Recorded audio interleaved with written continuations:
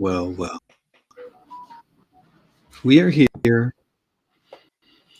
and something happened, guys.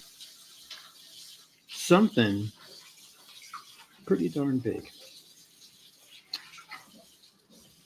The Raiders have a head coach, and I know you know who it is. But you know who knew first?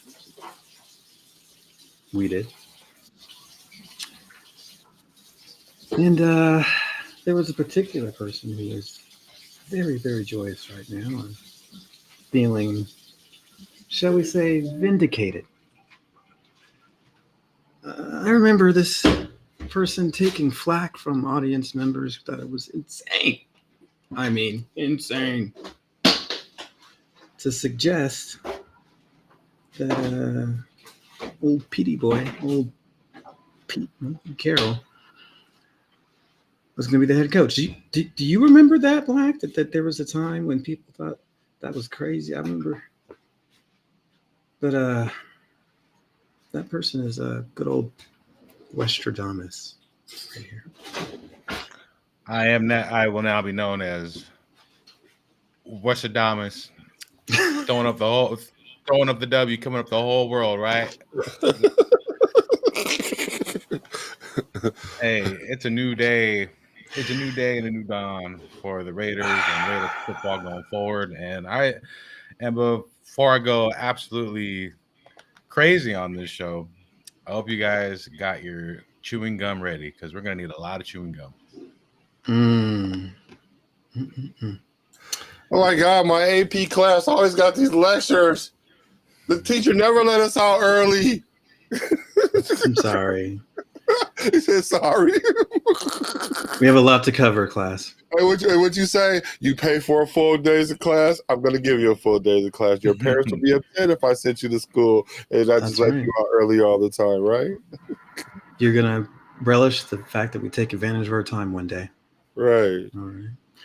May not be anytime soon, but I'm going to end up being your favorite teacher in your 40s. All right. Now, let's settle in, guys. Oh, boy. Oh, boy.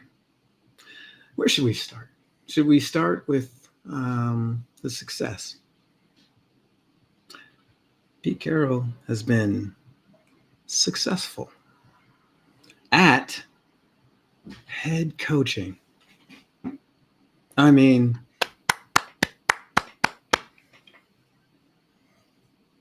when's the last time the Raiders hired a coach who was previously already successful at coaching? I'll wait. Does anybody have an idea? I just have to say, I don't want to go, go crazy out track here, but I just want to say, man, when I first heard that news, man, I'm super hyped. And I just got to say, out of all the coaches in the AFC West now, I honestly feel that we don't have the best. We don't have the worst coach in our division now. There's only one coach in the AFC West who I talk highly about. And Hot and I bantered back and forth about this guy, but he don't even have a Super Bowl win. So if you really think about it, guys, in the AFC West, out of the coaches we have, all of them are Super Bowl winners except for one. One's been there, but he couldn't cash it in. And going into the season, we have the pedigree of a coach who can build a culture. He's going to build a foundation. If you want a mansion, you got to build the foundation first, right? And Pete Carroll is going to go in there not scared at all because he beat them all before, And I just feel like this is a turn of a brand new page in a brand new book here where we're doing things the right way here. And I knew this was coming. I knew it was coming. I just didn't know exactly when the hiring would be announced, right? But aside from the other coaches in the AFC West here, one thing that I'm really excited for going forward is seeing the battles between Harbaugh and Pete Carroll once again. And I just got to say this: Harbaugh couldn't escape him in the college level. Couldn't escape him in the NFC West, and now he can't escape him in the AFC West. Oh man, It's Pete Carroll just nonstop, keeps. Pete Carroll, and I know right now, Man. John Harbaugh. No matter how highly I talk about him, he's punching the air right now. He's like, He's like, "Fuck!" He's like, Pete, "Fuck!" man. You know, Always he's like, Pete "God Carroll. damn it, Pete Carroll." You know, he's like, "I got to deal with that fucking guy again." You know, so I'm happy, man, and I'm gonna just save this part later. So, but yeah, man, I'm fired up, man. I'm super happy, super happy. Yeah, I'm just gonna, make a couple statements. I mean, Pete Carroll is the most decorated, successful head coach the Raiders have ever hired. And that's probably not even a competition. This is very different. Let me just list the Raiders head coaches, okay? We're going to start way back with good old Al. Yeah, Al Davis. AFL Coach of the Year in 1963. Just so you guys know, there's a reason why, as an owner, he meddled, because he was an actual football coach person. Are we gonna count him though? We can't really. He count counts. Him. He does. Well, then he'll be the greatest. He'll be the greatest then. That we've ever hired. Okay. Okay. Okay. All right. I did say that on. That's the caveat. Okay, I was looking for it. Pete Carroll is one of the greatest hired coaches that we've. No, I could agree with that. One of the best coaches we've had, and I had people tell me that, "Oh, you're wrong, Pete Carroll." No, and Hot and I, we've been talking about this way back. I'm telling you guys something, man. We're pretty damn good. I ain't trying to toot my own horn or our horn here, but we've kind of see shit from way back, man. And so all you guys out there who's doubting me or just doubting us in general, hey, look, I ain't hating, but I just want to say I told you so. I told you so. Pretty much, yeah, that's it. I mean, I came on the show, and my brother from another mother had the same idea, and I was like, yeah, this is happening. It's just a matter of time. Oh yeah, I forgot. I said I don't want Phil Jackson to be our coach. You did say that. Yeah, well, we got Phil Jackson. We got Phil. One thing. 6 championships later. No. Yeah. So just some facts here, because I like to bring up cool facts and stuff like that. So the Raiders are also making new history here. And when I say new history, class, pay attention here. Eyes up at the teacher talking here. All right. So look, we always have been trendsetters in making history. Who was the first minority coach? Tom Flores. Who was the first black head coach? Art Shell. Who was the first girl in the front office?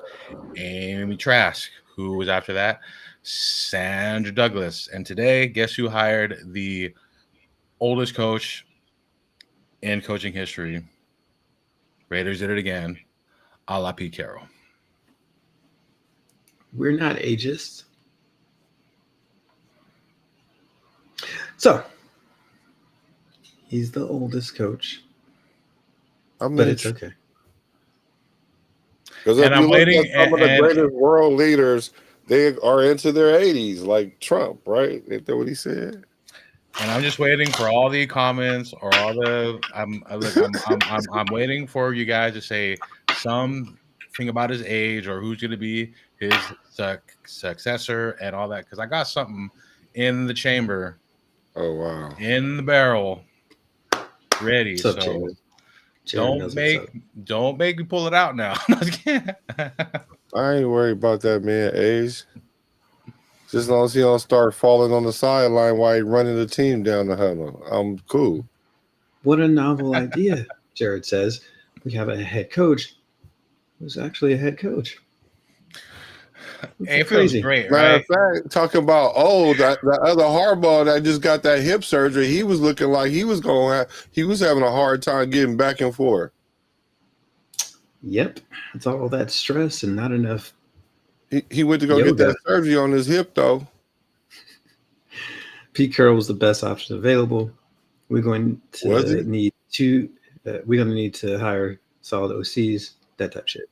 I strongly agree with that comment. Was he the best? I strongly agree with that comment. If Belichick wasn't available, kind of. And he was off the table. But I mean, if we just look at head-to-head record against, I know who you're talking about. His Super Bowl was with someone else's roster, so there's a little bit of a. That ain't got nothing to do with nothing. That ain't got nothing to do with nothing. You still won it. You still got to win. He stole Tony Dungy's. No, you still got to win the game. He still was the one. He still was the one saying, "When Rich Gannon punt fake this way, defense run that way." That's what he was the one telling them that. Yes, that's true. Dudgy didn't tell him that. He had the keys to the Super Bowl itself, the actual game. Yeah. No, but getting there. I'm not against the old guy. I'm pro old guy, actually. Yes, I know. Because don't sleep on the old guys, because they know. You know what I'm saying? They know. Hey, did y'all see the tweet about Max Crosby that just came out? No, what's up? Oh, y'all didn't see it? No, missed it. What's up? Oh my God. Y'all gotta go see it. I'm sorry, it just flashed in my mind what he said. Y'all gotta go. Hold on. Who and what? I think this is right though. We're gonna get prime time versus the Chargers, big time. That's happening because they're gonna want to do that match again. We got the wrong prime time. So Sunday night or Monday night. Yep, I think so. Oh, it's facts. And I wouldn't doubt it if our game look who's here. Look who's here. Hey, VBZ. What's up, VBZ? It's VBZ, right? See, what's up? What up? happened was VBZ was like, he old and stuff, and then he got the coach and stuff. So, yeah. Yes, we are championing. Age is called experience. One day you'll have enough of it to understand. Yep. Oh boy. Yeah, we did it all, baby. We did it all. Yeah, that was some, facts, I had to just share. You know what I mean? We are trendsetters. We do shit that nobody else does. And sometimes we do things that nobody else does in a good way too, So there's pros and cons, to that. Yeah. Guys, I mean, I just want to talk about one thing.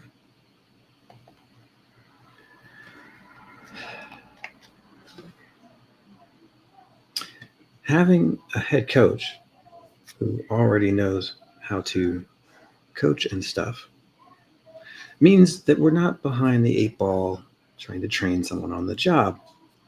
He's going to hit the ground running. He has a system. He has pull. He has tons of experienced, viable assistants. Probably already on the phone, right? He tends to staff extremely well. People like working for Pete, and they come back multiple times.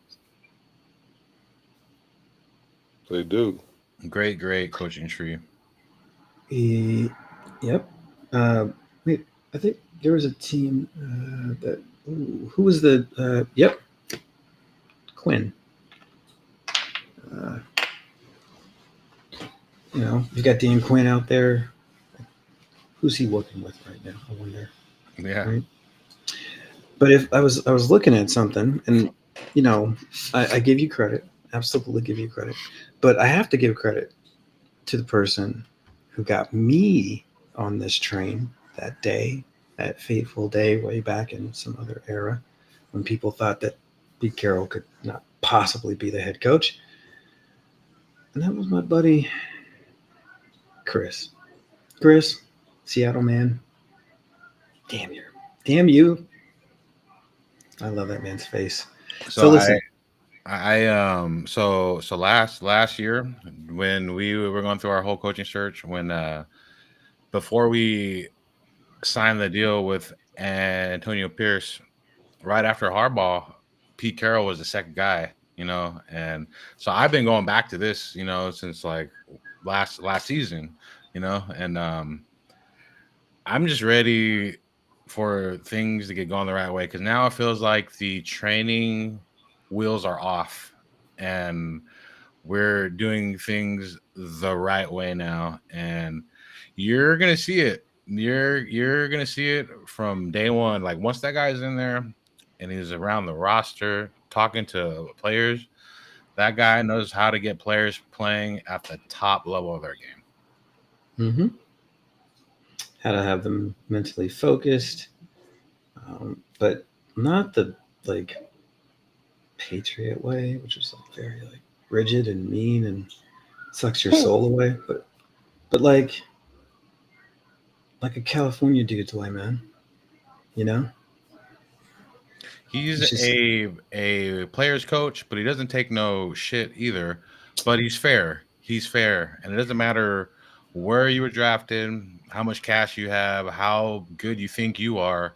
If he thinks that you're the guy to start for our team and you give us the best chance to win, then that's what he's gonna do. And that's every week. You have to win your job on Wednesday. So that's a thing. And he doesn't have to make you do it because he makes you think it was your idea in the first place. If you think that the way his coaching staff is out of date, I posit this to you. What about the Washington Commanders? Do you want to know how many former players and coaches are over at the Commanders right now? I know you know Bobby Wagner's over there. But he's not the only one. He's the most famous one. The wide receiver coach is Bobby Ingram. He played for the Seahawks. Larry Izzo is over there, former coach for the Seahawks. Daryl Tapp is the D-line coach. Didn't Daryl Tapp? Yep, Daryl Tapp played for the Seahawks. Who's the linebacker coach? Ken Norton Jr. I know you know he coached for the Seahawks. I could keep going. I really could. There are other players and coaches all up and down the Commander staff who coached under Carroll or in his tree. So, the Commanders pretty good, huh? Pretty good defense. I noticed that they were showing that good defense thing. So, do you think that maybe if Pete Carroll's former assistants have evolved their scheme and Pete Carroll took a year off, what do you think he was doing during that year? I don't know what the hell he was doing, but he better win next year. I'm going to posit that he was developing that scheme. Because you know what you can't do when you're coaching? Learn to be a better coach. Yeah. So I took a year off, and I'm going to bet that when people were like, oh, man, that cover 3 is out of date and doesn't know what he's doing, it's just too old, it can't work. He was like, here, hold my beer. Because you know what? My dad says a really wise thing. Football is football. Football is football. It don't change. Did they like, is there less players on the field? Is it a longer field? Is it wider? What did they do that changed the whole game so much that football is no longer football. People who are good at coaching and drawing up plays for the football, they're going to be good at that when they're 80 or 50 or whatever, because X's and O's are just they're X's and O's. So, miss me with the he's too old to coach. As long as he can get up and down the sideline, as long as he's playing scout team quarterback, I think we're good. Absolutely, man. And for all the Pete Carroll haters who say, well, who's going to be the successor after him, right? Stop. Take a second to breathe. The man has not even coached one game yet. Let's focus at what he's going to do at the task at hand. And then we'll worry about his successor after, because he signed a 3-year deal with an optional 4th-year team contract, right? And I'm not even thinking 3 years down right now. I'm focused on this first season that he has, and I'm confident that he will have a successor by the time he's gone, right? But before we even go down that route, let's focus on right now. And let's not focus on who he's going to bring in and all that, because that just makes me sound like you're just trying to pick at every little thing to just hate on him. You know, well, okay, he's too old. Okay, well, they had good answers on that. So then, well, how about after 3 years is up? You know, like find something else, man, because I hear a lot of podcasters too, you know, and they're like, well, he's too old, blah, blah, blah. Just bring back, some old retired coach like Jimmy Johnson, you know, like I've heard that kind of shit. And it's like, man, like you can't reach up in the apple tree when there's oranges right in front of you. And it's stop trying to be so picky. And if you are a Pete Carroll hater, just give him a chance and see what he does with his team. You're going to see a 9-day difference between Antonio Pierce and Pete Carroll. And it's going to be a blessing. It's going to be a blessing. It's going to be refreshing. And it's going to take so I don't know about y'all, but with me, I got a huge weight that just lifted off of my shoulders. And we got a good GM. We got Pete Carroll, and you don't have to like him. You don't have to enjoy, you know, him, right? But the whole point is that if you're a Raider fan, like we all are, I didn't like Antonio Pierce when we hired him, right? But that was our coach, so I rocked with him. Because that's our coach.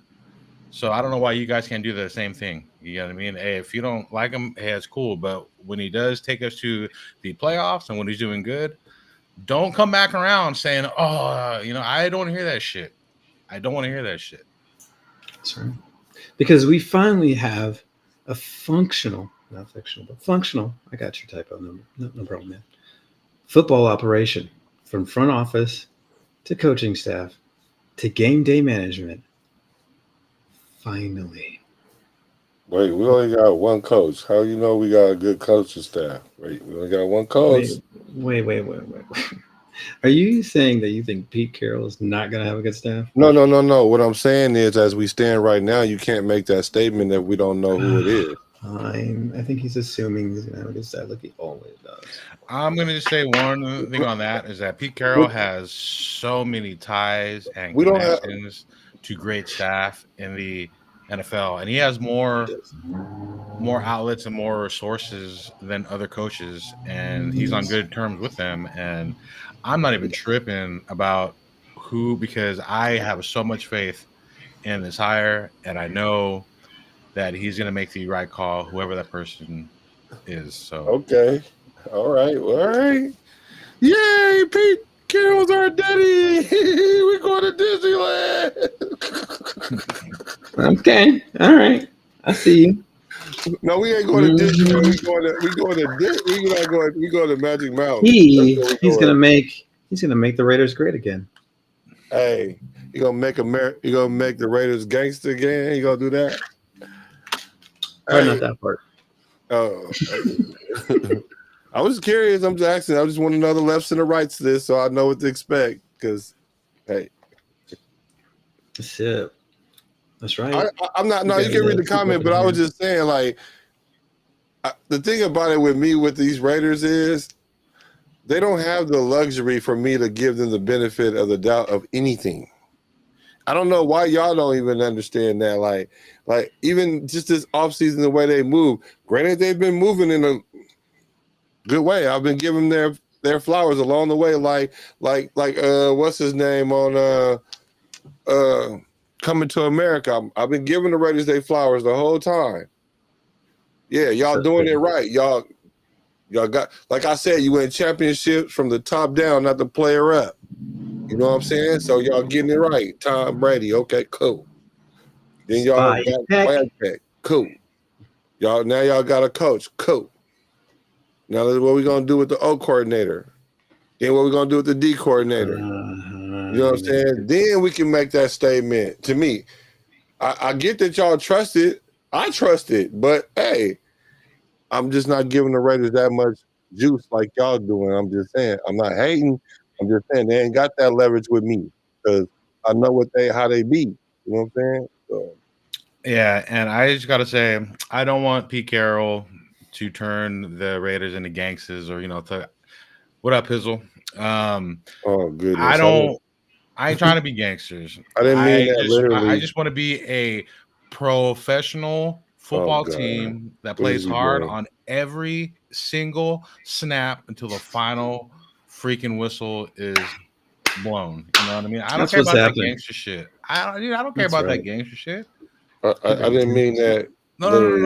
I ain't saying you. No. I'm just saying. No, we just mean I pointed fingers at you, brother. No, that's he cool. means gangster, like as in good. Yeah. I mean, like if we go to the playoffs like in 2 years and then we kicking in the door and be like, that's gangster. We ain't gotta play gangster. I'm just saying, like. What I meant by that is I point to Antonio Pierce. What did he try to do? I never even bought into that. I don't even know what he was talking about. Yeah, I never listened to him when he talk like that. I'd be just like 6'4" Impala, I'm from Compton and all that stuff, man. Get that, hey, put a trash bag on him and take him out. Because he's garbage. You can only act like that when you winning in the league and you really can't nobody stop you. Want to act all games, dude. I want to be a silent killer professional, a silent assassin. I can go with that. You don't have to like it, VBZ. I'm not opposed to that. Hey, you don't have to. You don't have to. And trust me, I ain't trying to change your mind. So I hope we need some people to change your mind. VBZ, keep that energy. Because if you don't. I ain't gonna. Hey, look. Yeah, keep the energy because I'm with you. I'm not 100% sold yet because, like I was telling people, I gotta see the rest of the staff first before I can even make my judgment about anything. Because I need to see the staff first, right? Because I don't think Pete Carroll, and this is the difference between Raider panels is I can't say that Pete Carroll wasn't high on these two people list, but on most people list he wasn't a high pick. Like to me, I think he was a mid higher. Considering what was left, okay, you can say cool, but I'm thinking I don't know. I think we could have got somebody a little bit better. Well, I guess I say Gruden, right? I guess that's what I'm getting to. So I think I don't know why he didn't want to come back. If it couldn't have been because of the money, because they was willing to give Buddy all the money. So I don't know what happened right there, but I guess he would be the second best hire, I guess, in the situation. I guess. Okay. Other than Dion. I just got to say that this hiring here, I am just as excited or not as I'm sorry. I'm as excited or even more excited than when we hired Gruden back for the second time. So that's how I feel. Wow. With this hire right here. Me too. And that speaks volumes because I love Gruden too, man. I love Gruden. Me too. Wow. You know, I'm just being honest. Because I worried about Gruden's That's draft nice. when we brought him back. And the Yeah, I draft wasn't was talking not great. about literally gangster. I forgot. I forgot that. Yeah. Okay. Now, let's see. Hit Stick believes the same thing, right? As long as you put this solid staff together, right? VBZ wants to know if there's an out in the contract if you get too old. So I was at work when these guys were on the live, Uh-oh. and you were just Here it hating on comes. old people. So now I just think you just really hate old people, man. Here You it, just here it dislike. comes.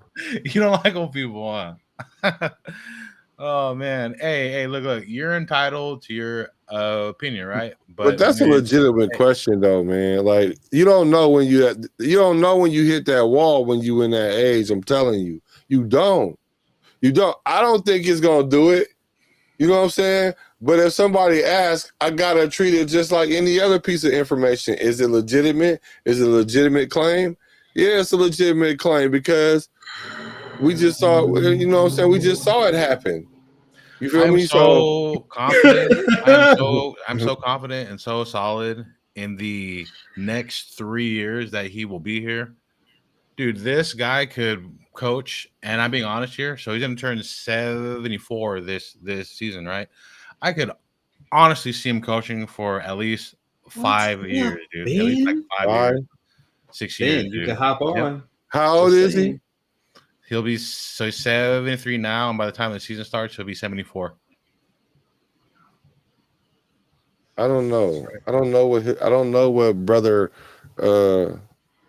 capacity is, but I'm gonna give him the benefit of the doubt because it's not like we dealing with the typical 73-year-old. You know what I'm saying? Like he's not playing shuffleboard and doing bingo. This man is like running a NFL team at a high level, so he know what he's doing. So, like, I'm giving him the benefit of the doubt, and if he get the tripping, we'll see it. Trust me. If he start calling timeouts like AP, then come back and make those comments. He will never, dude. Oh man, this guy will manage a game 1,000 times better than Antonio Pierce. Dude, a million times better. A million times, man. He's just never gonna make that mistake. Like come on, man.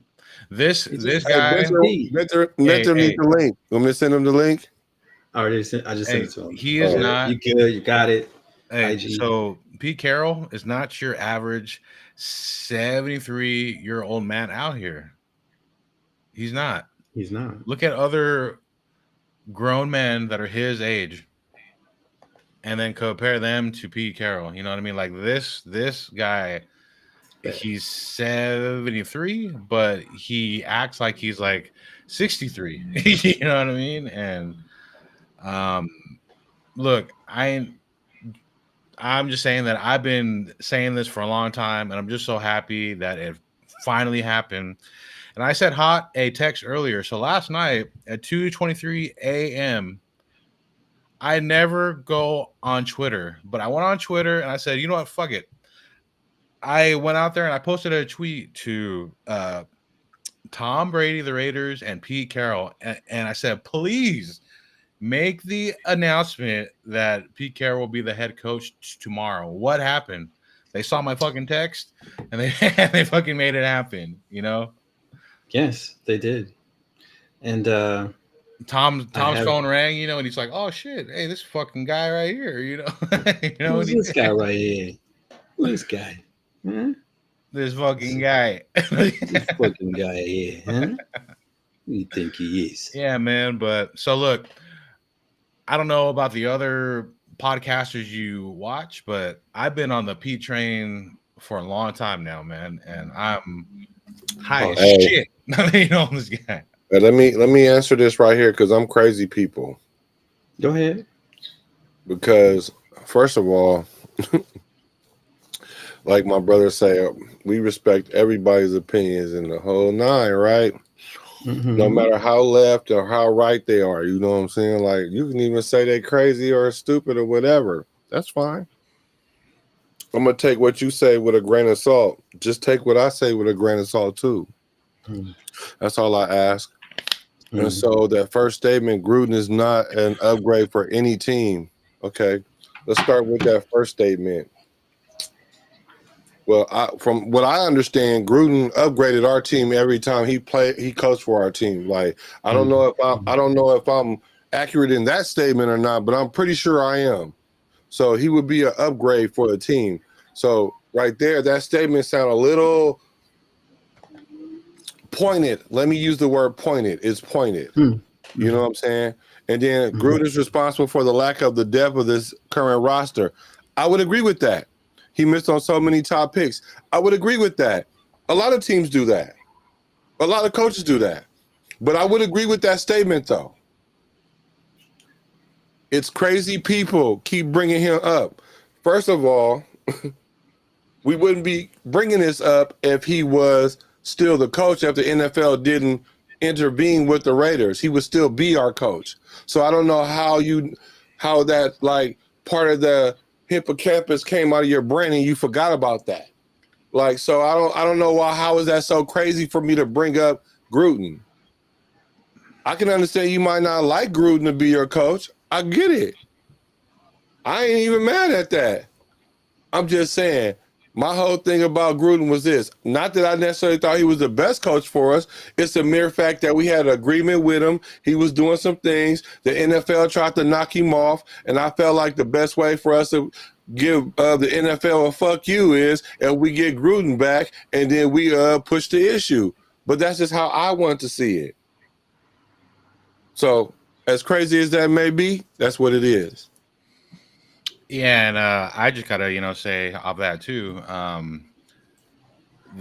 So I'll just say, like right now, for one coach right now, who's fired, but I would take John Gruden over Brian Dable all day, and there's other coaches too, who I feel like Gruden would be a perfect fit for that team. So I don't agree with the point you're saying that he's not good over any other coaches in the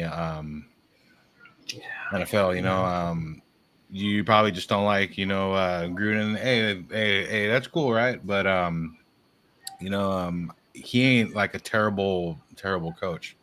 And thank you, Hot, for showing that in the background. I saw that earlier. That was my text earlier that showed that I was speaking facts, on two where I sent that tweet out last night. And once I sent out that tweet, shit started rolling, Okay. Yeah, we'll go with that. Does this feel like a rational or irrational hire? Well, hiring a head coach who's been successful at head coach feels sort of rational, unlike I don't know. Hey, some other choices. Hey, V. Hey, you're cool, man. But hey, man, you trolling right now, man. He really does not like old people. Hey, you're close to getting the smackdown laid on you, bro. You're about to go in the center ring and get the most electrifying move in sports entertainment history. Have you ever thought about the fact that you were one? Oh man, I'm just fucking with you, man.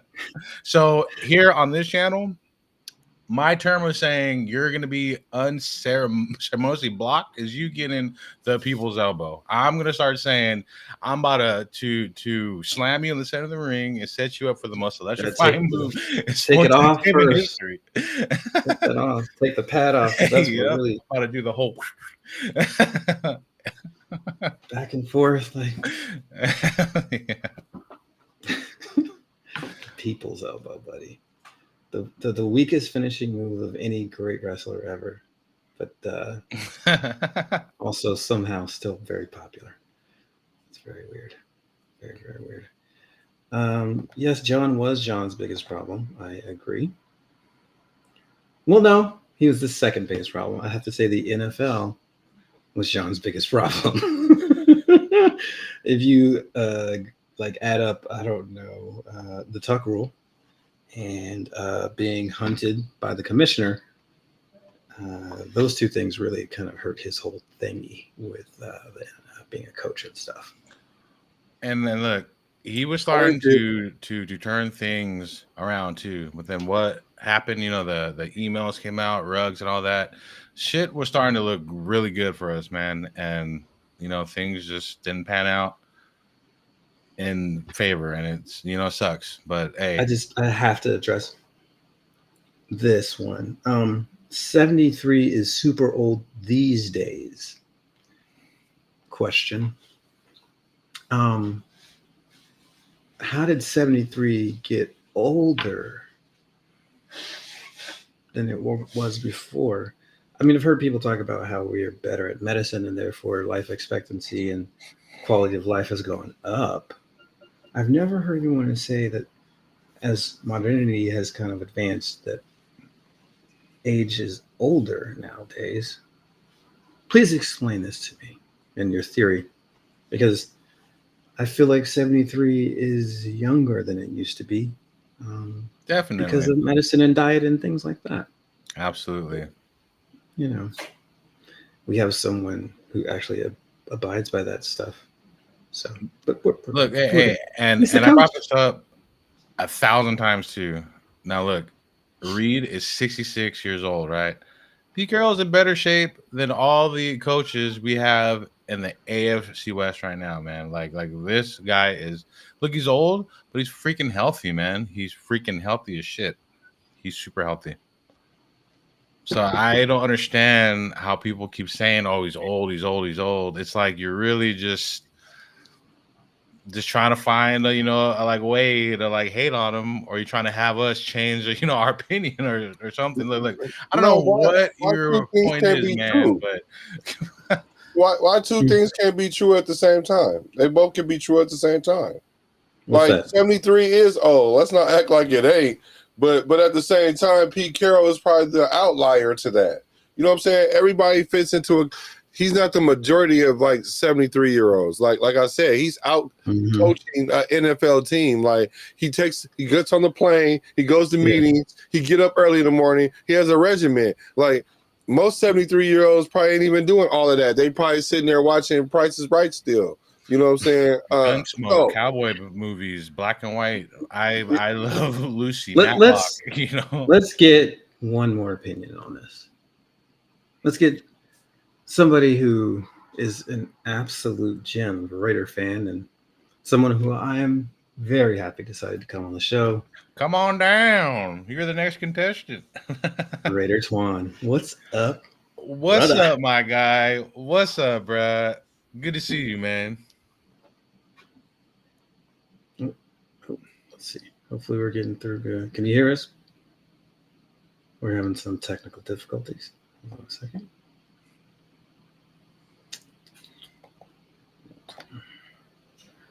All right. So yeah, man, age, you know, like all that, man. Just stop it. Get some help. Seek help. No, look. All the people that I know that is that age. Okay, look, it is an old age, right? Look, that's okay. Facts is facts, right? But how does your body and how do you feel? And you know, at the age of 73, and look, I'll be honest here. My pops is 73 years old, and he's not in as good shape as Pete Carroll. You know, and I'm being absolutely brutally honest. You know, and there's other, you know, old men out there that are the same age, right? And they can't walk. They have a oxygen tank. They can't drive anymore. Their eyesight's gone. They're blind out of one eye. You know, like, come on. Take care of yourself, people. You can't coach. You can't coach up. You blind in one eye. Dang, is that bad? He was just saying like that. I'm just playing. Let's read the comment. Making me feel blind people and stuff. No, I think he'll be just fine. Like we're not overreacting about it, but I think he'll be fine.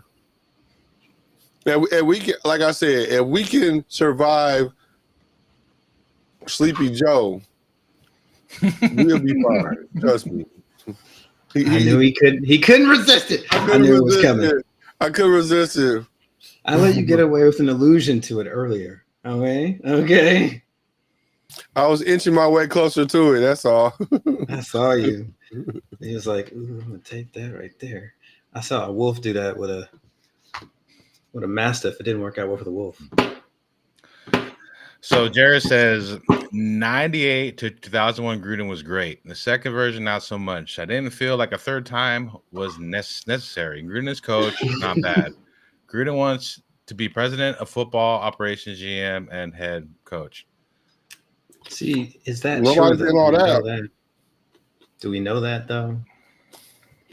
No. You know, I mean, people may speculate that because of the kind of back and forth between him and Al before, but yeah, he ain't got that leverage now. Like, and plus we had a GM, so I was always good with Gruden coming back as long as we had a GM. You know what I'm saying? As long as we had a GM, I was cool with him coming back. Which no GM, maybe that's why no GM, not so much. Then it's a toss up between him and Pete Carroll because we do need somebody that's going to establish culture. Because, like I said, if we do bring Pete Carroll in, I'm not paying attention to his wins as much as I'm paying attention to the culture shift. You know what I'm saying? Mm. We need to demolish everything we got. It ain't that much already.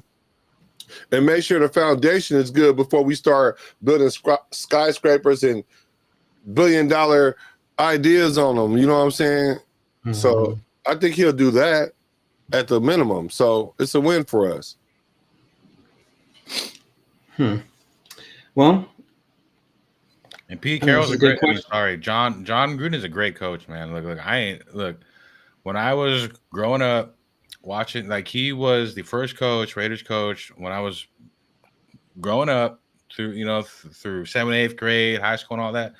He had the Raiders going all cylinders between 98 and 2001. And and that's why I always say he was my favorite, he still is my favorite Raiders head coach that we did hire, man, because this guy is a football genius. I see him talk to, the roster and players, all that. Dude, he knows what he's talking about. But as we all know, when his hands are in drafting, and things, he ain't so great, right? But you take that away from him and just let him solely focus on coaching. He's a freaking genius. He is a genius. Genius. This is true. This is Spider, true. two-eyed banana. That'll always be in my head. That'll always be in my head. So yes, this is a great question. Like, you're correct. Oh, I was waiting for that one. So look, I'll go first here because I am super high on Pete Carroll here. So look, how many wins do we get next year? Pete is so great. It wouldn't be fair to me or to Pete Carroll if I were to predict that right now until he assembles his roster. So until he assembles his roster, Hot and I, we always do season predictions going, wins and losses and all that. But I'll just say this right now. It will be more than 4 wins. I guarantee you that. I was about to say, to be fair, though, there got to be a basement that we expect him not to go under. And for me, it's 5 games. He can't go under 5 games. I mean, we can't lose. I mean, we can't win just really 5 is really pushing it. You know what I'm saying? Like, we got to win like 6 games for real and not get swept by the division. And I ain't talking about winning 1 game out of 6 games. I'm talking about we need to win at least 2 of them. So it kind of depends, but like you say, it ain't fair because he don't even know who his quarterback is. He don't know how many wins he gonna get. A great question though. VBZ for CZ. Okay, so I'm gonna say, yeah, I think we win at least 6 games. I think that I'm going to predict that with Pete Carroll as coach, we do not have double-digit losses ever. That I could back. I fully back that comment, and I get my Western stamp on that right there. Branded approval right there. This is Gruden is toast. He'll never coach again. Bet. Okay. I would take that bet, actually. Yeah, me too. Hey, but 10 coach next cycle. So it's 17 games, right? So that means we got to win 8 games or more. Mm-hmm. Ooh.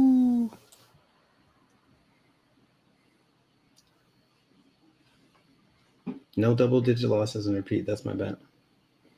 I agree. I say doesn't like the welcome. way they I look. say welcome to the Raiders, where shit that ain't never happened to you before about to start happening to you. Watch. Yeah, Sorry, Pete Carroll. it could be true. Absolutely true. He's gonna walk you in know- there. He's gonna walk on our field, see the beautiful stadium, the beautiful lights, the no tax, all that, dude. And he's gonna, man. I look. Now I'm just. This man was positive while living in the city that it rains 9 months out of the year. Yeah, he's gonna have a freaking blast. He's gonna have fun. He's gonna have a competitive edge, against our AFC West rivals, especially Harbaugh. And I feel look, I can't say this enough time. I'm just fully confident, in this man. I'm just hyped, man. Yeah. What is this? AP didn't get a chance to win 5 games. AP did not win 5 games. He had a whole season to do that. So I gotta Are we ask still you, talking about AP? Like, why? BZ, are you one of those Raider fans who wanted Antonio Pierce to be our coach still after all that happened last year? Look, I didn't like him just like how you don't like Pete Carroll, right? But I gave him a chance, and I rocked with him because he was our coach, and I support the Raiders as a whole, as in general, right? But once you don't get the job done, then that's when you start basing your full feelings and opinions on him, right? And Antonio Pierce on every level of coaching was just terrible. It was just terrible. There was just one thing he was very good at, and that was selling and hyping out the fans and fooling y'all, saying, "Oh, ill intent, violence." Blah blah blah blah. 6'4" Impala. Rah rah rah rah. Mike Singletary 2.0. I've been saying this over and over and over and over. And I'm sorry that the firing of Antonio Pierce broke your heart. But I don't even look. Pierce is done, man. Now that guy will never get a coaching job in the NFL again. I just don't. Look. Now. I feel like Gruden has a better chance of getting a coaching stint, Much better than Pierce getting any kind of coaching job in the NFL. Look, there's a lot of people will bring Pierce back as a defensive coordinator. He ain't qualified for a defensive coordinator. He's not qualified, all right. So cut the malarkey, man. He can get a position coach. Before I set y'all up with the RKO followed by a freaking people's elbow, after that, because I'm tired of it. That's kind of messed up that his career nosedive like that. Like I said, when you come to the Raiders, bro, that boy career went like this. Like, he was rising so well, dude, because he sold everybody successful head coach in high game. School.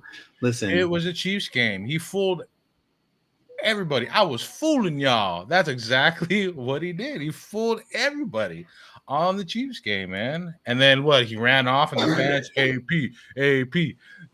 That is where he knew, like, oh shit, like, fuck, like, come on.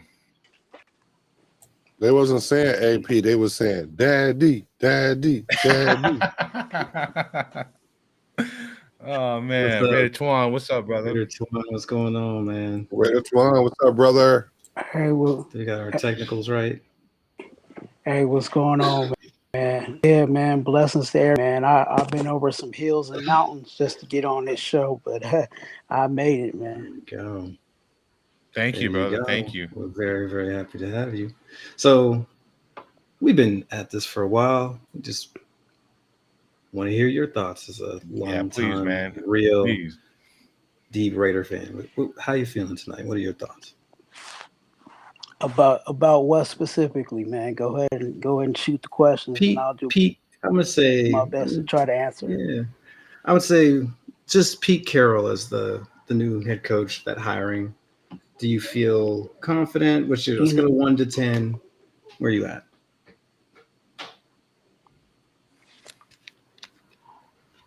To be honest with you, I think it's a solid 7. Okay. I actually am actually really liking this where we are right now in regards to the totality. I think with Pete Carroll, there's no question of what we're going to do. I don't think there's questions about the culture that will be established when he fully gets his hands on this team. Um, there is a line of the 3 years. I know that is a question mark for some, but I think what it is he comes in and he really brings a foundation to this team to where he can pass it off to whoever it may be, and we'll be in a good place. 3 years means that's 3 years of drafts. That means even the first year that he drafts, those people are still going to be under a rookie contract, which means we're not spending a whole lot of money for them. But at that point, we should be getting a lot of value from those players. So and Mm-hmm. one thing that Pete Carroll is actually really good at is identifying talent. I'm not saying that he's the GM or whatever, but he's going to have some say on who Mm-hmm. comes in to this team. And I think having a guy that has a real good eye for talent, but also can cultivate that talent is going to help us in the long run. So it's not, for those that are skeptical about it, I see your points because I also try to see both sides of the fence. But I think we're in a better position by getting a seasoned head coach. That was one of the issues we had. A lot of, well, not personally, but the rumblings of the nation. And that was one of the issues that they had with Antonio Pierce, was that Antonio Pierce didn't have the experience. Antonio Pierce didn't have, what I'm saying, the wherewithal to handle, the position of being a head coach. Well, guess what about that with Pete Carroll? And along with that, you know, a lot, I think a lot of uh, the reason why the season went the way that it went was because simply Antonio Pierce was outcoached by all these veteran head coaches in the AFC West alone. Guess what? With Pete Carroll, that's not going to be the case. If we lose, it's going to be because of something, a player didn't do right, or, something that we like, okay, that was the reason why we lost the game. It won't be because of coaching. I'm not saying that, Pete Carroll is the end all be all. I'm not, completely, saying that, yeah, Pete Carroll's the sole answer as to what's going to have us win games. I'm looking forward to seeing what we're going to get, as an offensive coordinator and a defensive coordinator along with Pete Carroll. But I think this is a real good start, you know, um, with what we're trying to build in the totality of the Las Vegas Raiders. Let's go. Beautifully Let's said, brother. go. Beautifully said. Like a Raider poet. Couldn't have said it better myself. I, Beautiful I, stuff. I, I'm, I'm sorry. Sometimes I'm long winded, but I hope everybody got what No, I put down. No. That was no, no, no. brother. No. Thank you And so much, brother. mwah. That was a chef's That's kiss right. right there. Right. Salute. That's right. Appreciate you. Salute to you, my friend. No, man. We love the words here. We're we're we're into the whole English language thing. So yeah, yeah. We're gonna have to have you on more, Twine, for sure. So Yeah, thanks man. for coming by. This is awesome. Yeah. So like we talked about the fact that he's here, right? But Hmm. you touched on a really good point, right? What about the staff, right? Who's the OC? Who's the DC? My thought process is, and I've said this a couple times, but I'll say it because you're here. Hmm. There are different types of coaches that Absolutely. exist. There are bad coaches, obviously, right? Then you have your what I would call builders, right? They're very good at taking a team that doesn't have any kind of culture or real system, right? adding talent, coaching that talent up, bringing it up to a level where they can, compete consistently. Then you have your finishers, right? They're really good at taking a team that's already pretty darn talented, but just can't get over the hump and cashing in, right? And then the third kind is just Hall of Famer, just great coaches, right? Some of those dudes, could just do all of that and maybe a little bit more, right? I think that Pete Carroll is a Hall of Fame, great type of coach, but at his basic level, he's a builder, right? He likes to get his hands in there, create a culture, a system, checks and balances. He's in the front office. He was I think vice president of football for operations for Seattle. So he was in the draft room helping make those decisions with Schneider. Very instrumental in who got picked, just as much as the GM almost, right? But so he's like hands on. He's running scout team quarterback himself. Like he teaches, right? And he expects his position coaches to do the same thing, like teach the game, right?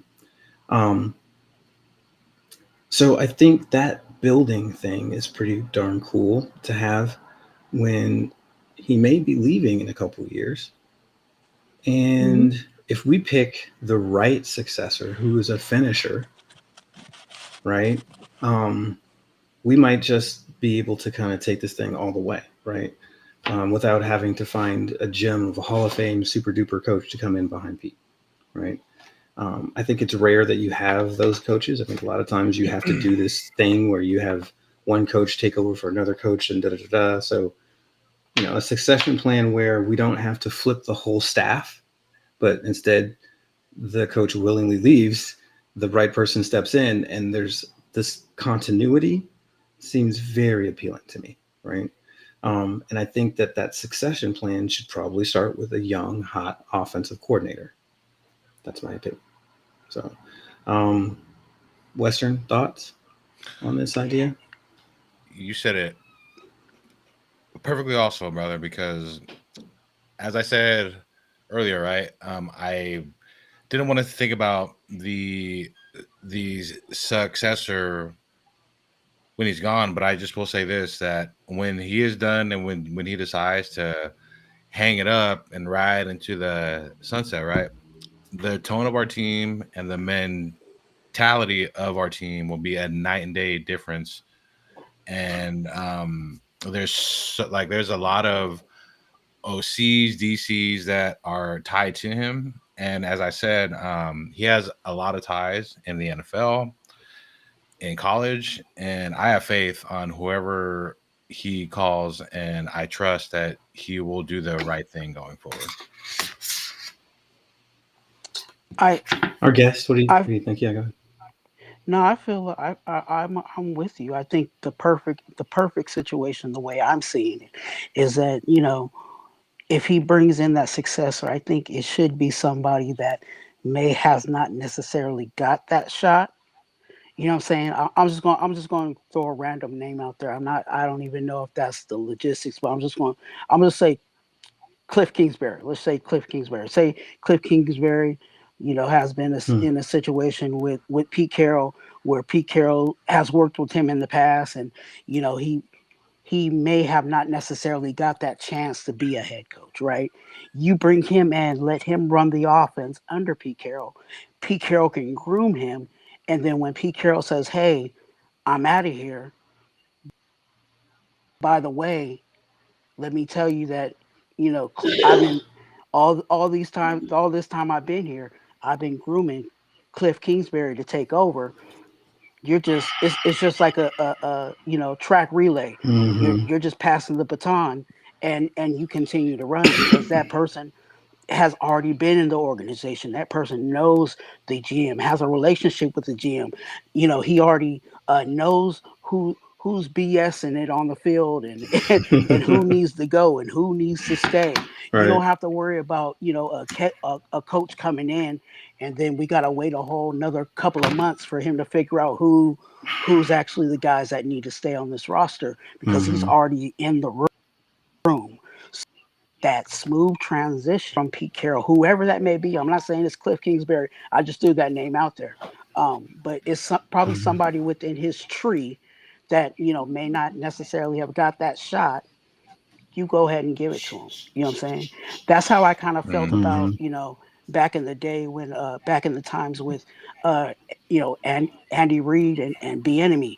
I thought that Andy Reid was going to eventually hang it up and then pass it over to Bieniemy because he was already in the room, but Mhm. obviously that didn't happen. But that would have been a smooth transition. And I think that's where we are going to be, especially with, like you said, the style of coaches, right?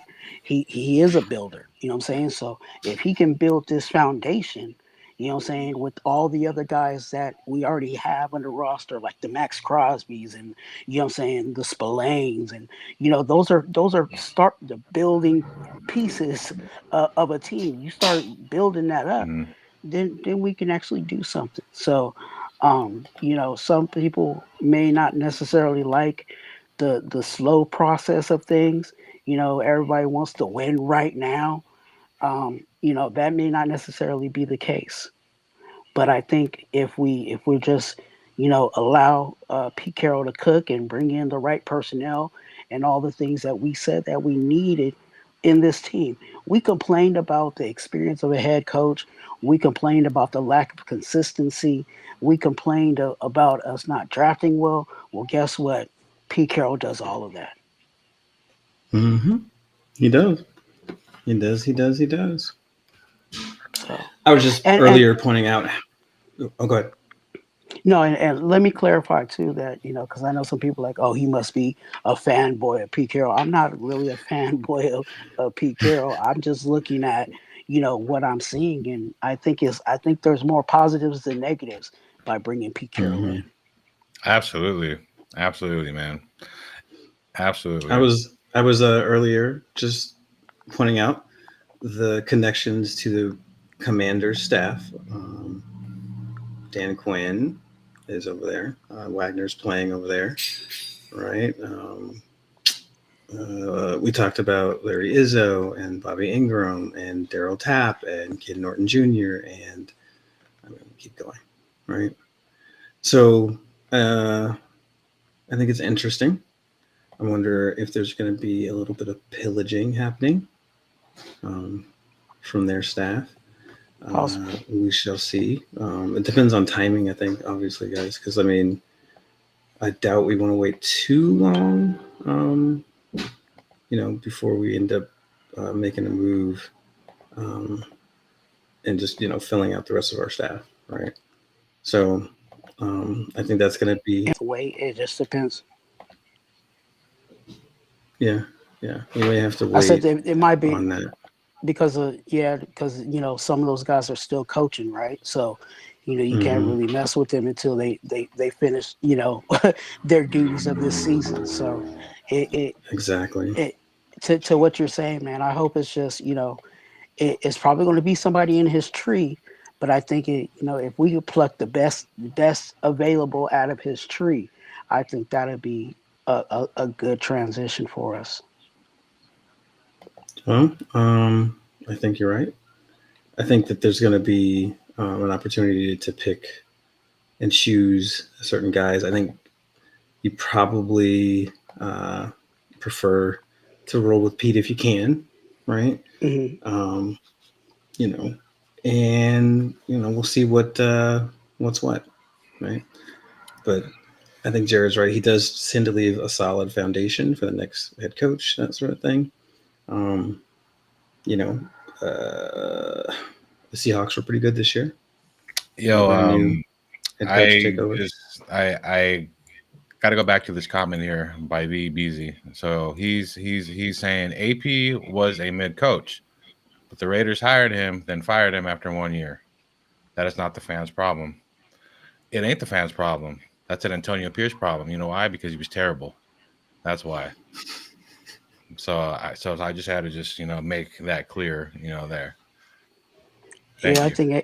I think Antonio Pierce was a bad coach, because he was a rookie, and unfortunately, we're in a position where, you know, we we were excited about a rookie, but we don't have time for a rookie to have rookie slumps, right? Or rookie issues or rookie Mhm. But problems, So we had to it's move okay on. to have rookie problems, but the thing is with AP, it's kind of like, I like the analogies. It's like, yeah, we know you don't cook, and we can probably teach you to cook because I could cook, but you don't clean too. Oh, I didn't know you Mm. can clean. Oh, Hmm. you Yeah. kind of junky. You like to leave your stuff all over. This ain't gonna work. Hmm. Oh, you Yeah. gonna try? Oh, you do it for 2 weeks. Dang, you ain't do it for 10 weeks straight now. You gotta go. Oh, now you want to do it? No, it's too late. Already, like, Food is served we already know already. that You know he what I mean? knows. Like, I'm sorry, AP. I wanted AP to work so bad. It's not what you do sometimes; it's how you do it, and he did it wrong. I'm sorry, like all the ways wrong. Like, like he was falling down the tree and couldn't grab not a branch to even stop himself. He just kept knocking branches off and Mm. just falling. Like, I was He like, tried come to on, bro. I want try you to to grab stay, it. but you ain't giving yourself no leverage. None. Hmm. So he had to Agree. go. Agree. He had to It wasn't. go. It But wasn't pretty. but it surprises me, man, because I like to not only look at what the Raiders are doing, but also kind of follow what the vibe of the nation is, right? And it's very interesting that a lot of people talk about Antonio Pierce and, oh, he doesn't have experience, but then all of a sudden we draft a coach that has freaking probably the most probably one of the head coaches that has the most experience in the NFL, and people are complaining about that. It's like, you're damned if you do and you're damned if you don't. Like, Well, because we went which and go way are get we Paw supposed to Paw. go? Because we went and got Paw Mm. Paw. That's why. We weren't supposed to go from Compton's Most Wanted to Paw Paw. That's a Hey, culture look. shock. Hey. I just have to say this too. Being a coach Paw Paw, of really? being a coach of the Las Vegas Raiders is not a internship. It's not an internship. Okay, it's not an internship. So you can't perform to the task. Pack your bags, get back in your 6'4" Impala, and hit them switches all the way back to Compton. It's a culture shock. We When you went and hit the got switches backwards, it's like this. You go like that. Crying in the car, hitting switches. Paw Paw. But Paw Back it Paw, up. Like, Paw Paw gonna bring us structure though. he Hmm. will. No, it's not. Are you my daddy? It's are you my granddaddy?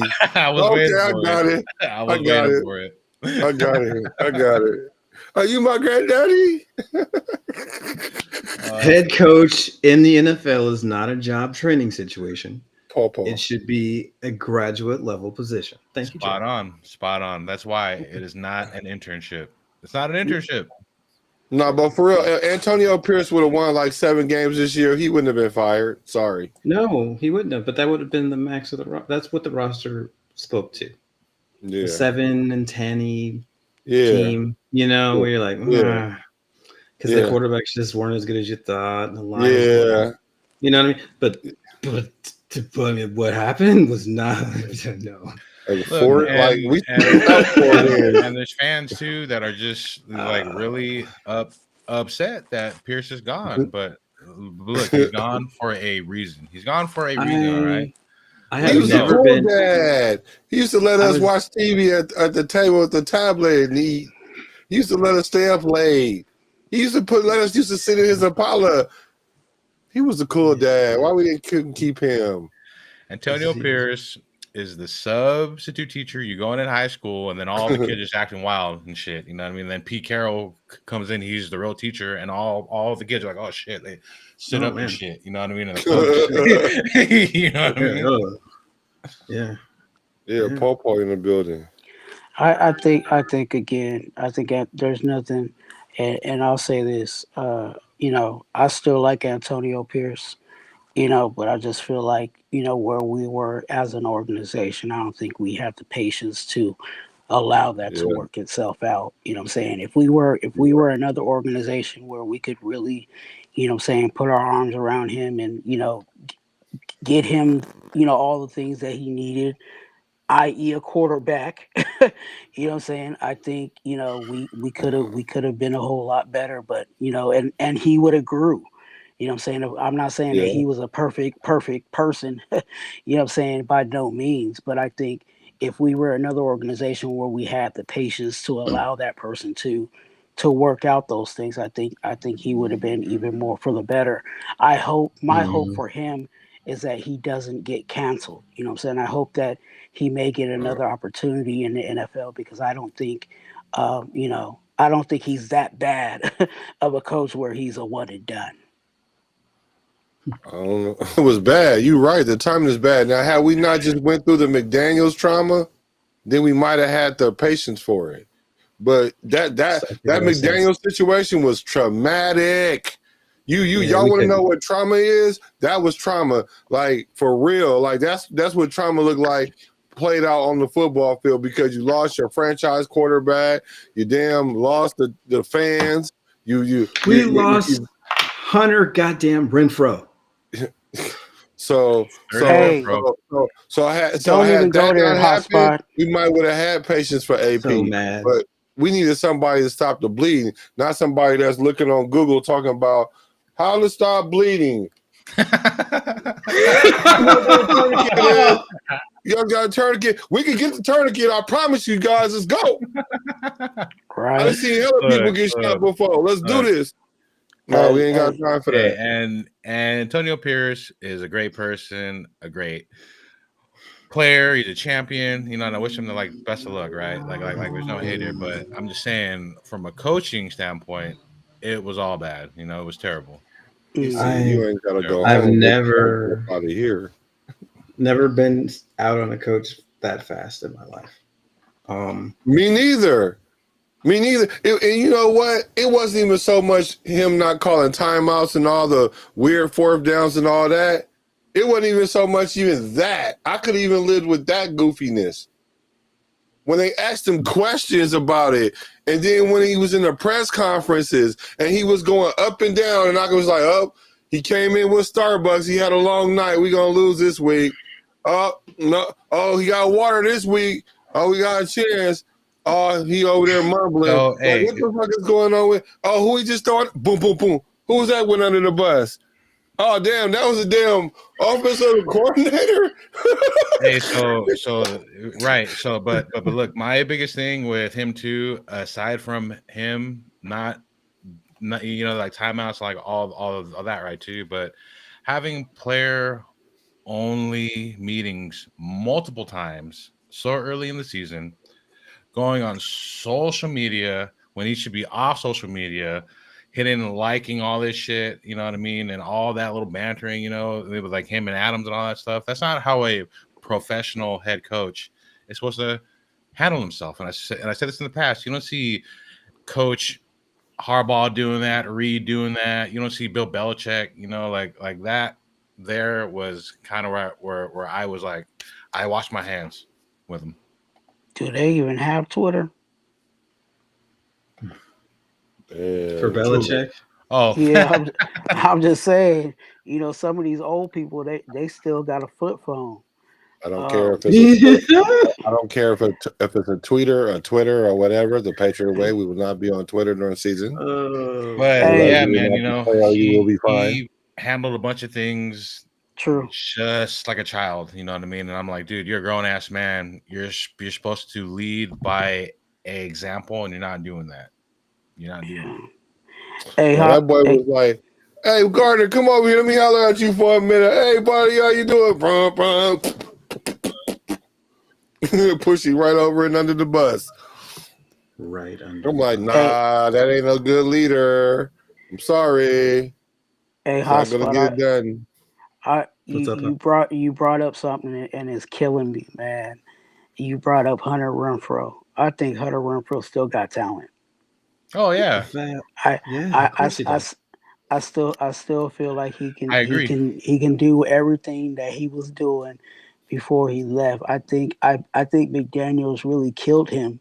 You know what I'm saying? And not just, when I say killed him, I'm talking about his spirit. You know what I'm saying? I think that's what outplayed Hunter Renfro out of the NFL. Hunter Renfro was getting slapped because them play concepts that he was over there sabotaging the team with. Mm-hmm. Hunter Renfro was getting slapped that last year. Murked. I just gotta Mark. say, hey, why is there a picture of Antonio Pierce in the Huh? background right now? Oh, I was just remember how he used to look all the time. Oh man, hey, you should have him What in is a that trash face? bag. He's just kind of confused. Like, hey everybody. That's how he always looked. That's not a confident face. See You that know right there? what?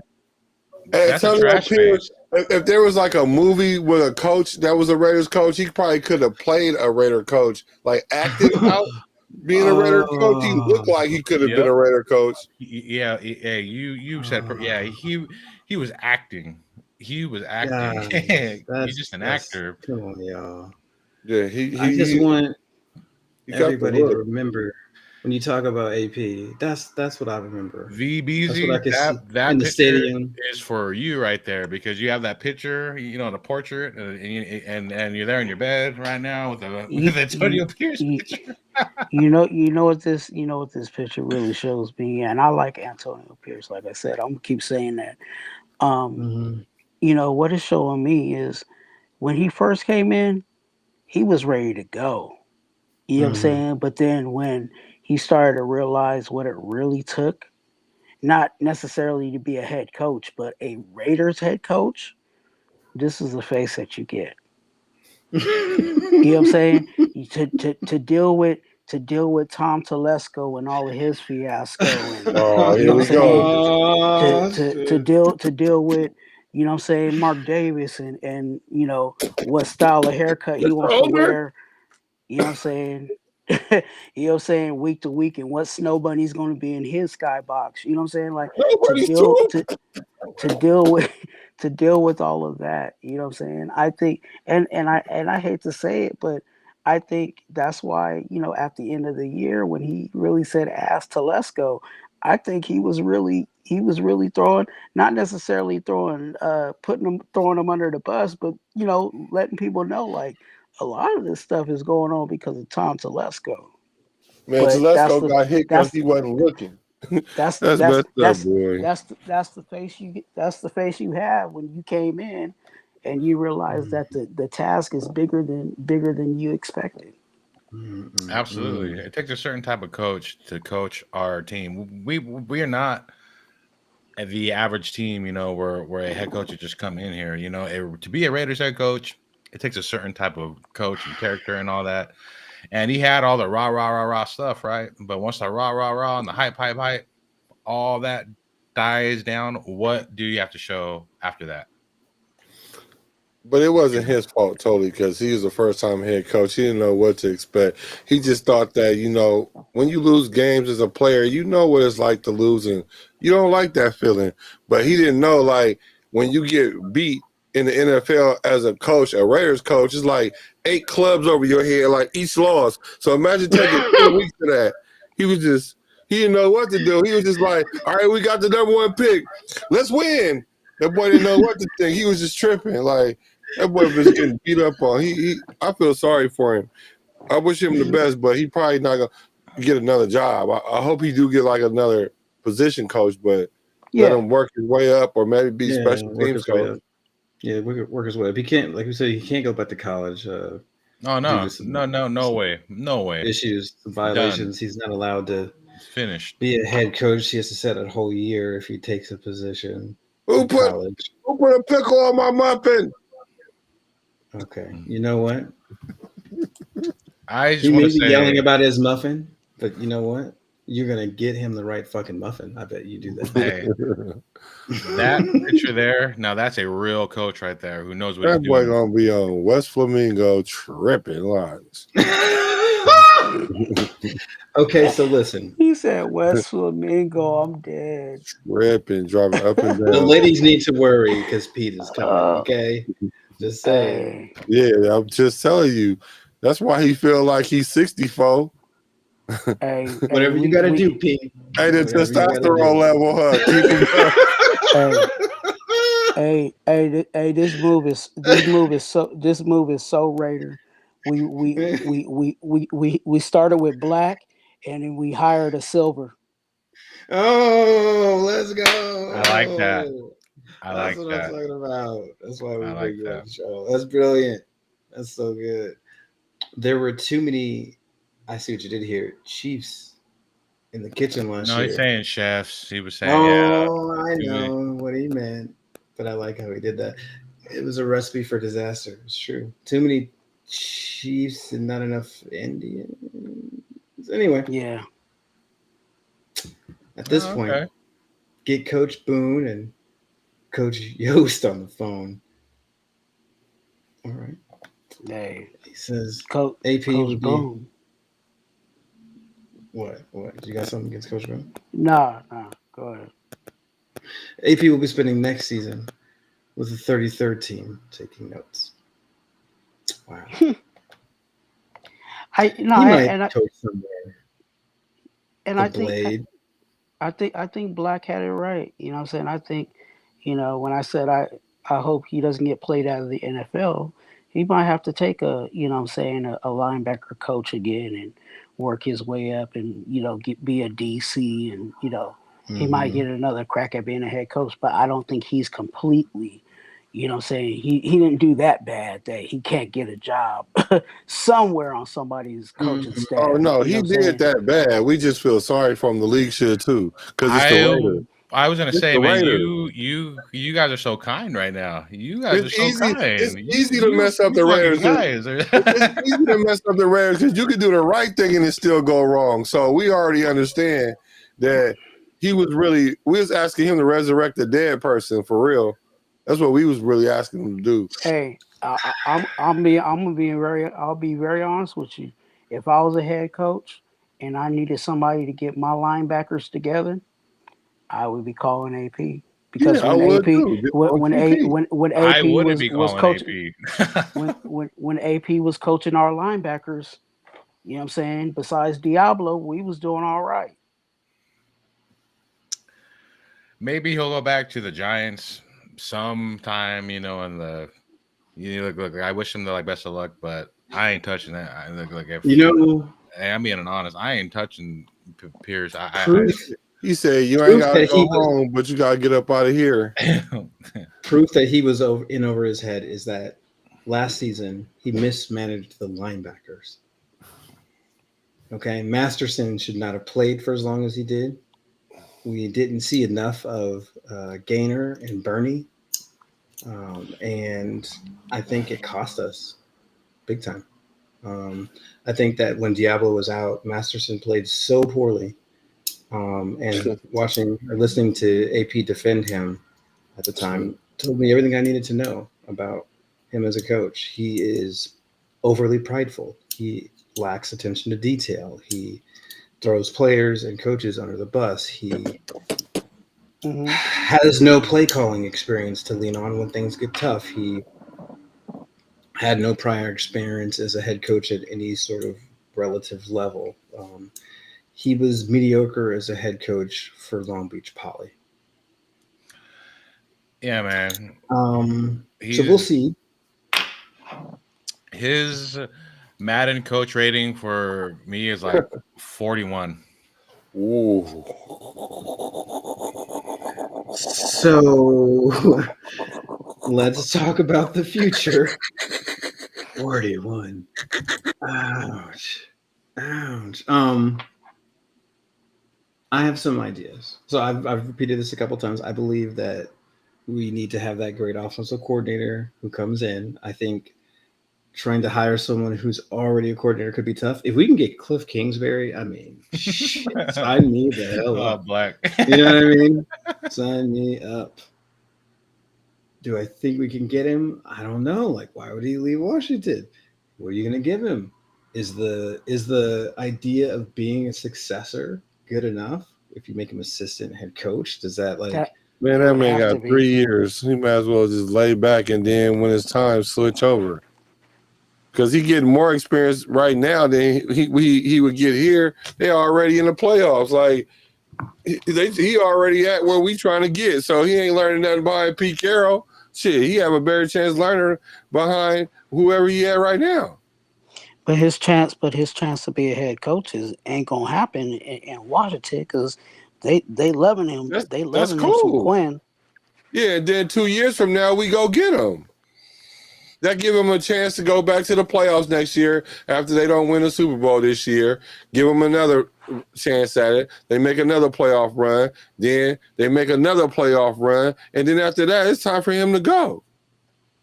The thing about it is he is under Quinn, which is, Pete's old defensive coordinator. And so systems are going to be very similar. Interesting. That is interesting. Right. So let's see. VBZ is still not happy that we have a head coach who's old. And CMB is standing for Jameis Winston. He says Winston brought Jerry Jeudy back from the dead and put him in the Pro Bowl. If y'all can't stand, this is what I don't understand about, and you might have been just playing about Jameis Winston, and I personally like Jameis Winston too, but I don't have this issue about what I'm about to say right now. Is if y'all have a problem with Gardner Minshew throwing interceptions, y'all really gonna have a problem with Jameis Winston throwing interceptions because he for sure gonna throw some like for sure. So look, I'm just saying they do it at the same rate. Matter of fact, I will argue Winston is even more than Minshew. Minshew had a bad system, and a bad system. Remember, that's what I'm hearing. He was in the wrong system. So maybe with a coach like Carroll, he'll play better. But actually,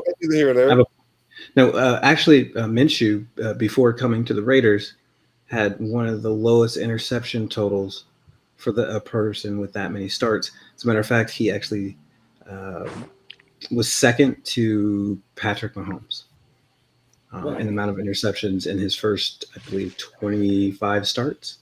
Yeah, and then he came here. He had freaking Getsy was horrible. Coach Pierce was just terrible, and his coaching staff. All the coaches that he picked, man, were I just was not feeling that great after we seen what happened, right? And then back to the Jameis thing. Black and I, we talked about this here too, to where I would entertain the option of Jameis Winston going to our team, and I said this in the past. I don't care if he throws 5 picks in the game, as long as he wins the game.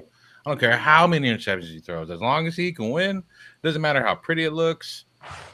Just win. That's all that matters to me. You can come in the first game and throw a million picks. Just win the game.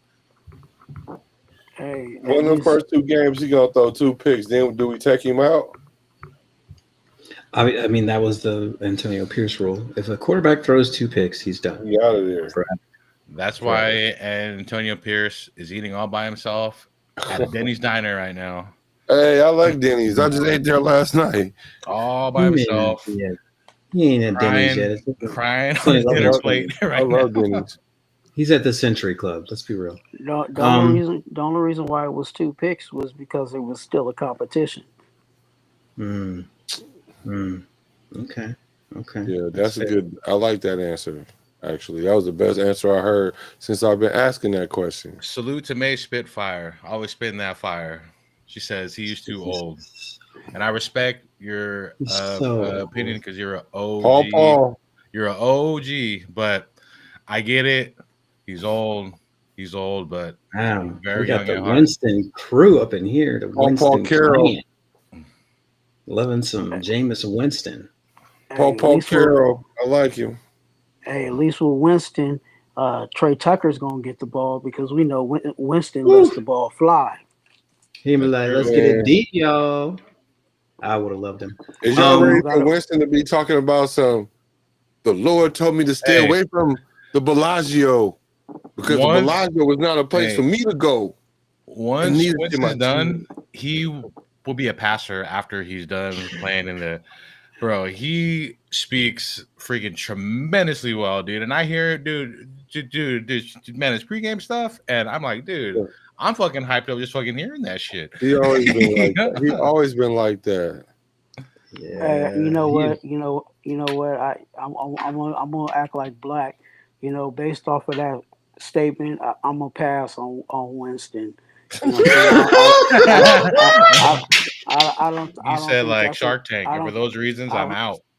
I don't think that's a good. I don't think that's a good look because you know, as much as we bash Derek Carr for being a pastor, we can't have James Winston coming in here being a pastor. You know, some people don't like Jesus like that around here. Right. For those reasons, I am out.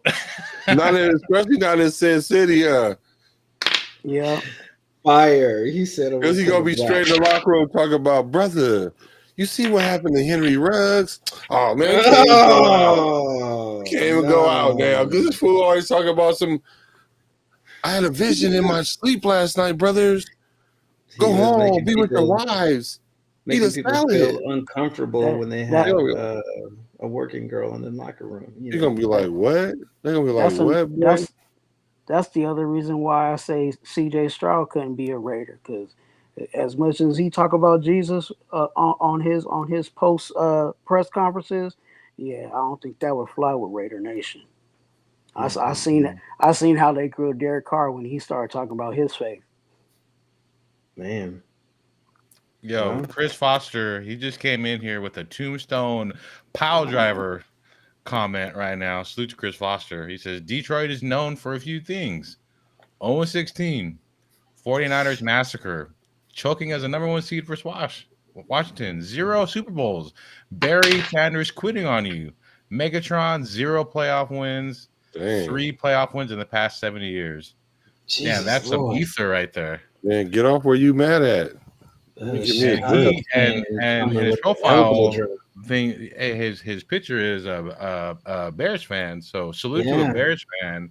Yes, thanks for coming to through our content here. So salute to you, Chris Foster, with the ugly hate for the Detroit with team. the tombstone pile driver right there.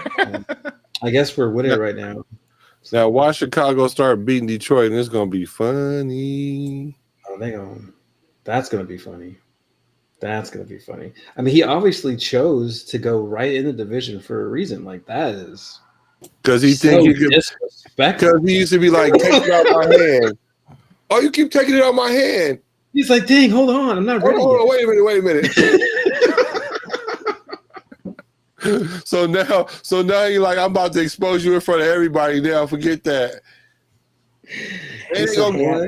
And if they start winning, that's gonna help the team go. That hire can help them get that new stadium done too. You know what I'm saying? Yeah, like, I think he went to a good spot. I hate to say it, but hey, you know, same here, man. Same here, brother. If you look at them and hear me clearly, if you look at them offensively on paper, they're actually a really good team. Now I hate to say that, but you know the people on paper they gotta stay healthy, but they look good on paper. You know I was gonna when say you the talk about same thing, Keenan brother. Allen and all those other guys, all those weapons that they got over there, that looks good for Ben Johnson. Listen,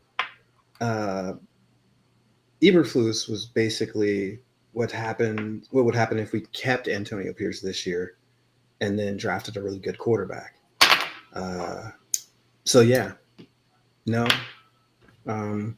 He was replacing someone who was not good at the football coaching thing, and somehow hung on to that job at least 2 years too long. But they've got what seems to be a brilliant guy there. When there's a lot of weapons, I could see why, that was appealing. Absolutely. And a storied franchise, it's not like DeAndre Swift, Caleb, Doomsday. They got some good pieces on defense. Hey, but it looks like Foster wants to give up on Caleb, and no, that's never happening. Sorry, no, definitely not for our first and Crosby. If you gave us a first, we think about it maybe, but otherwise, no, not at all. No, I'm like, who y'all think Caleb is? If anything, give us your first round. Exactly. No. So we could dump him next year and then be number 2 in the draft. We'll dump him and he don't play good. We'll give up our first round and Caleb and be number 1 in the draft. So yeah, we're not doing that one there. So yeah. So does Carroll have a say in who gets drafted or no? He should. Yeah, he's a head coach, but there's a GM, so there's a difference. The thing about Carroll though is that he has a track record of being in those decisions and working well with another person who is the GM. He's gonna have his touch on it for sure. He's definitely gonna have his hand in that pot. Definitely. So yeah, Either way is fine with me. I like some. I'm still digging into our GM, but what I've seen so far of him, I think he's not too bad. So I think them together. You know what I'm saying? If they have a conversation and can work things out together, I think that works well. And I said it, and someone else on mainstream media, I guess they were listening to me earlier. But this Spytek guy, he knows how to talk to old people. You know what I'm saying? I think all these coaches that he's worked under, you know what I'm saying, or worked not under but worked with. I mean, because he's the assistant GM. He's worked with Arians. He's old. He worked with Bowles. He's old. You know what I'm saying? So he knows how to translate to these old people, and I think that's what's going to have to be with Pete Carroll. So I think it will work out for us. I really do. Yeah, I think it's funny that he says that he doesn't want to do this trade for the next MVP quarterback, because if he was the next MVP quarterback, you wouldn't be trying to trade him. So look, now just me. I would trade for him, but I ain't trading no Max Crosby in a first round pick. I ain't trading nobody for him.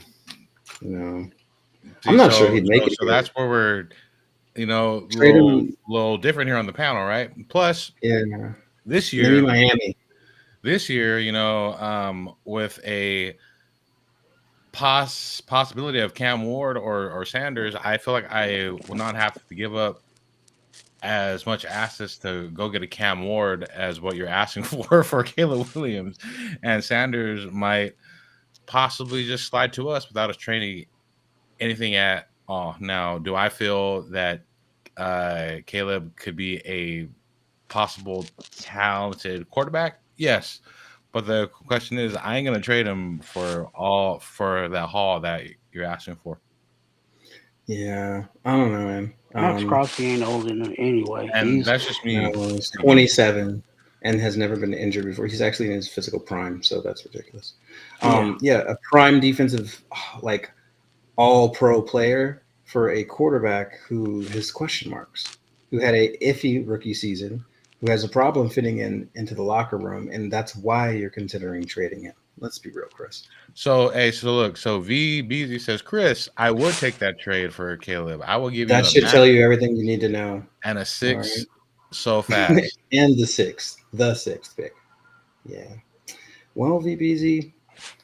See, now look, V Beasy. Now look, brother man. Now I would entertain a trade for Caleb too, but I ain't giving all that up. That's just me. That's what I mean. I can't give you.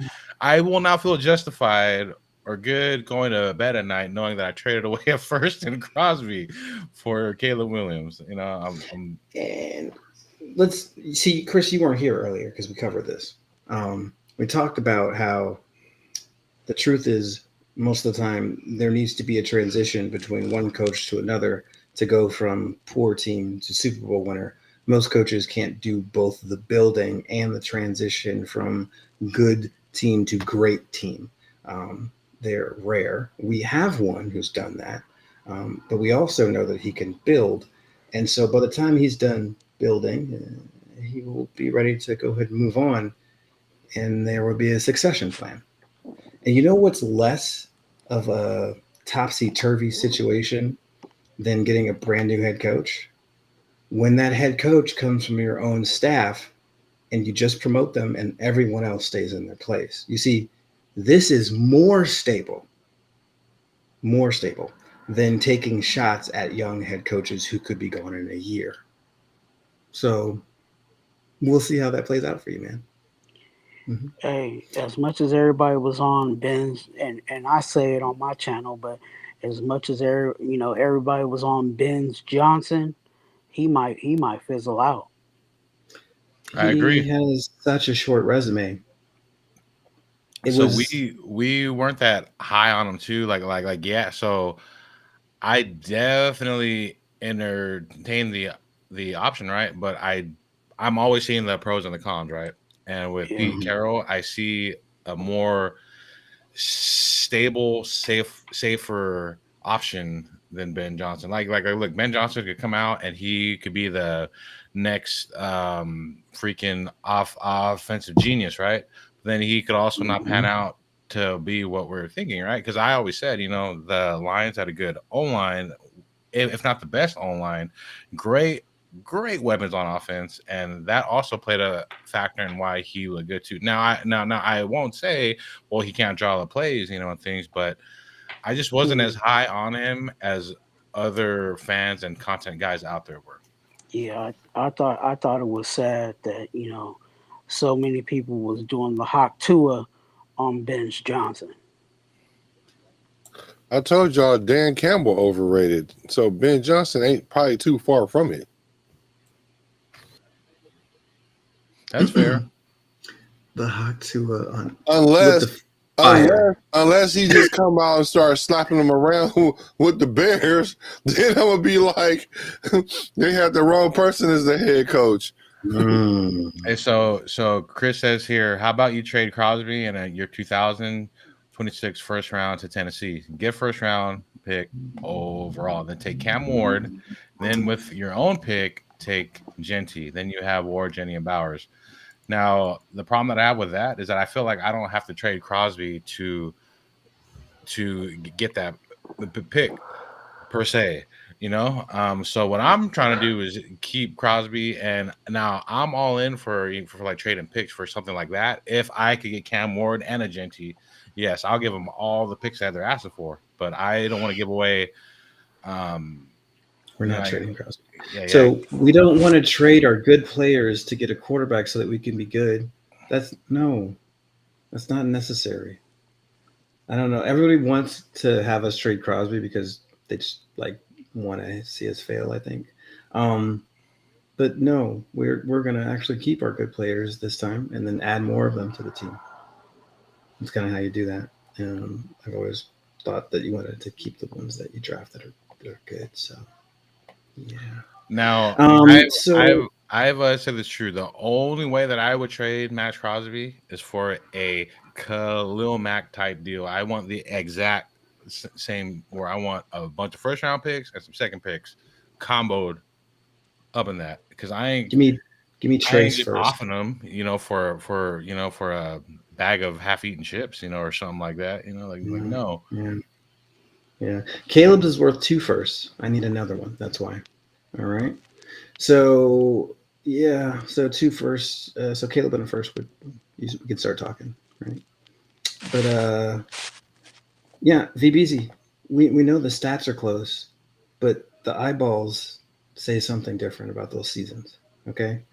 Yeah, they had very similar yards, touchdown, interception ratio. Those were not 2 things that were just like each other. I'm sorry. The last time I checked, saying when a player gets drafted, their value actually goes down. So why are we giving more draft picks than what the person was actually worth, especially if he wasn't he's not the number one quarterback in this draft. That's Jaden Daniels. So his stock has gone down.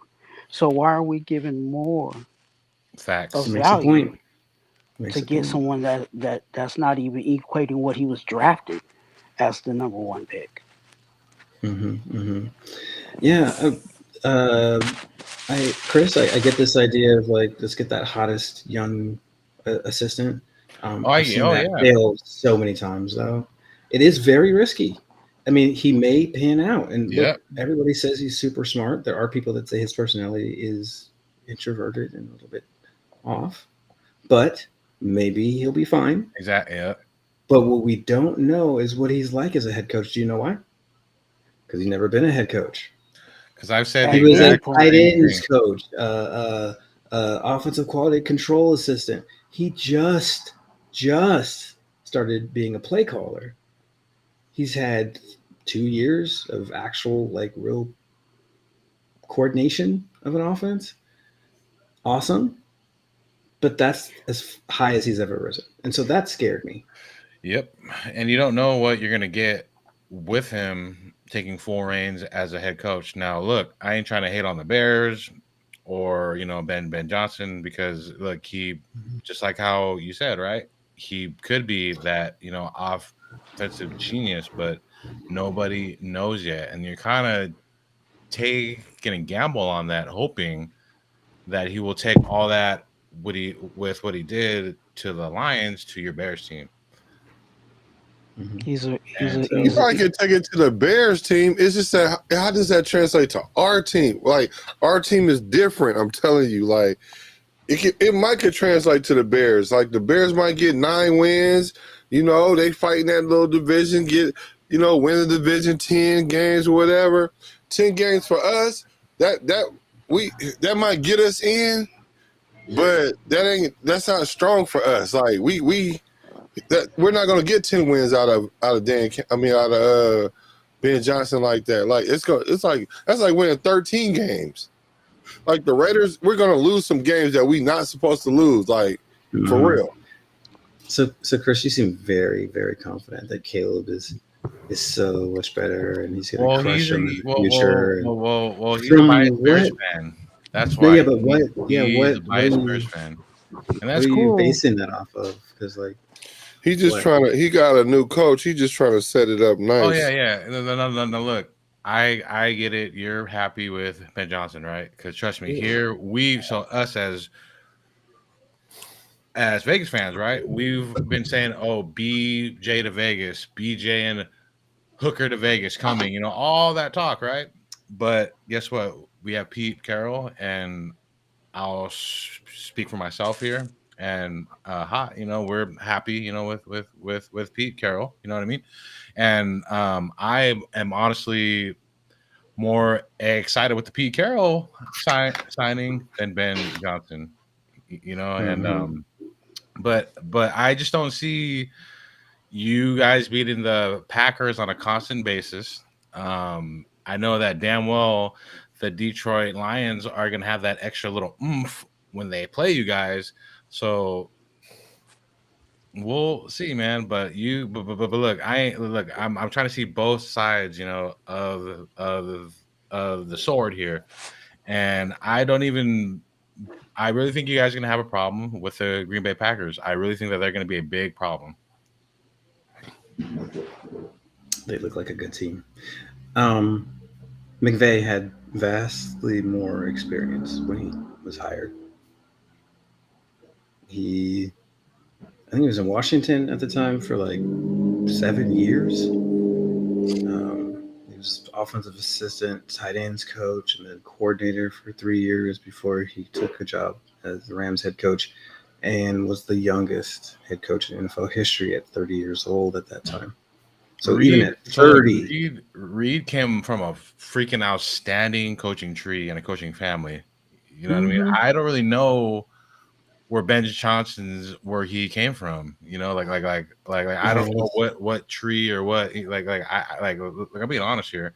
But if you think about the tree that Reed came from, McVay came from, those are some pretty high tier coaches there.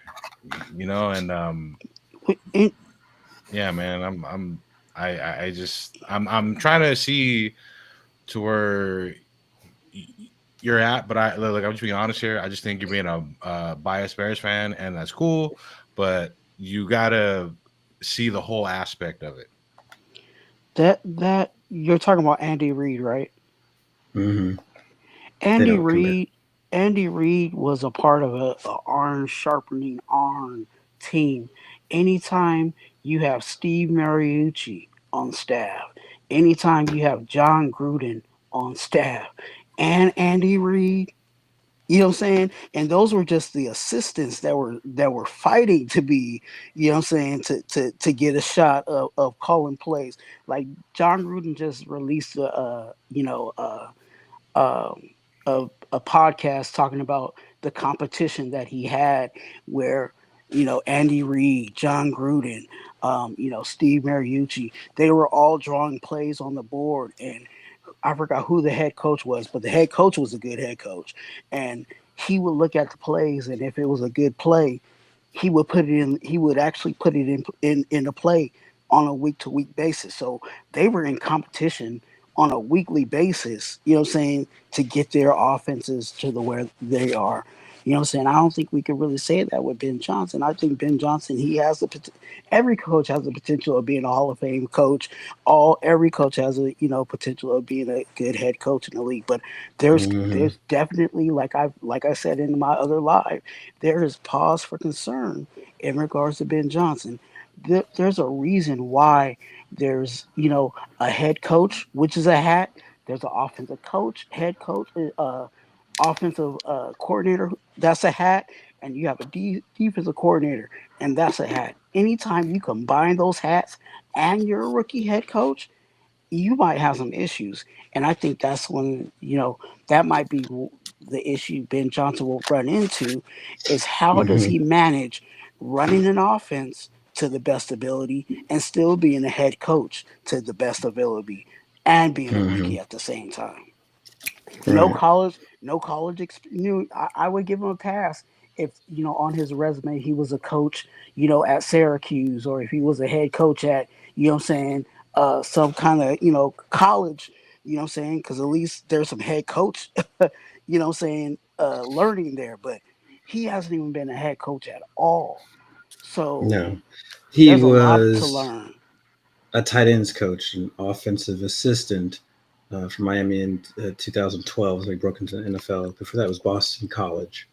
He was the assistant quarterbacks coach for Miami. I've never even heard of that position, assistant corner. Then he was the tight ends coach.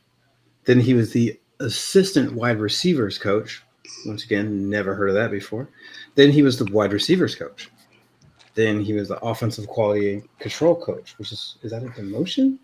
Does he come to Detroit? Yeah, I think so. And then he became the tight ends coach for 2 years, and then he was the passing game coordinator for a year, where he wasn't fully the offensive coordinator; he just coordinated passing. And then Mm. in 2022, he took over as offensive coordinator through this season. That makes Okay, sense. That look like so that sounds like a path. mhm, mhm.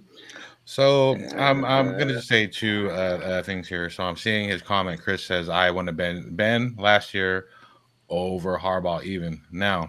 Me not even being biased towards like Harbaugh, but if I was a Bears fan, I'm going with Harbaugh 9-day difference because he has a proven track record. He's proven to win.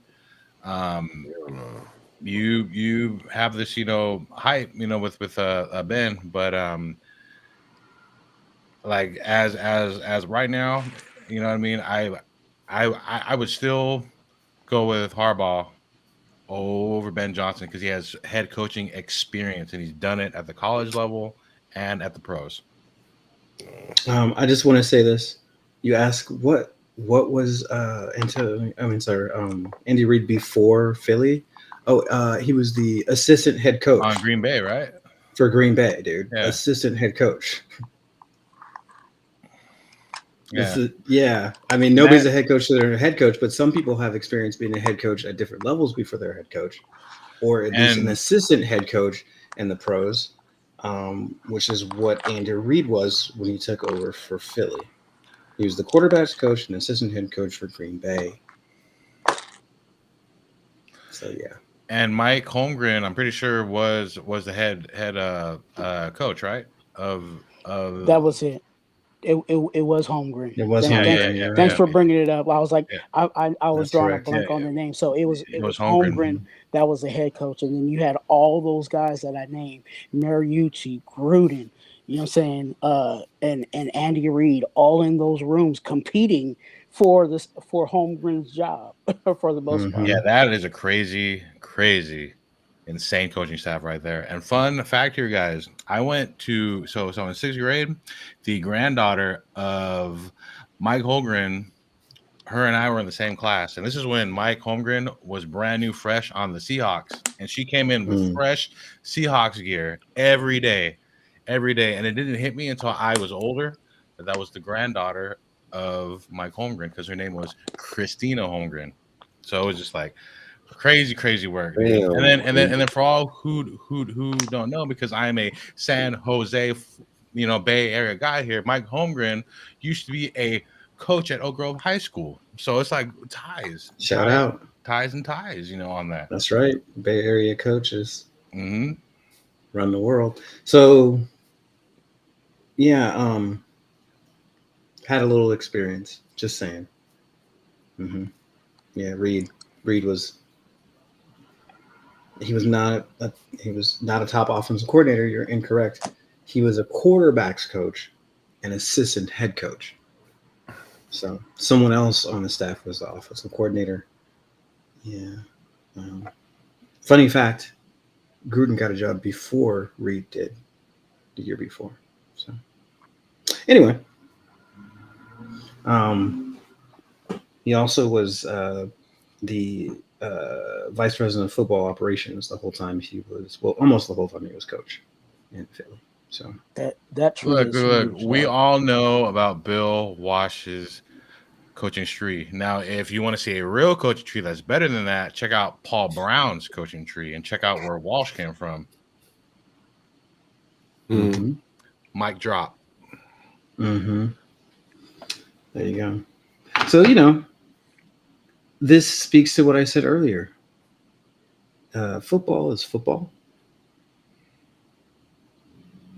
They're not widening the field or adding more players. I'm pretty sure that guys like Pete know what the hell they're doing out there. Oh, and Chris Foster, guess what? We play you guys this year, so we'll see our new coach against your new coach. So that'll be a game to see, right? I'm sure that he won't get out coached or anything. Yeah. Anyway, question.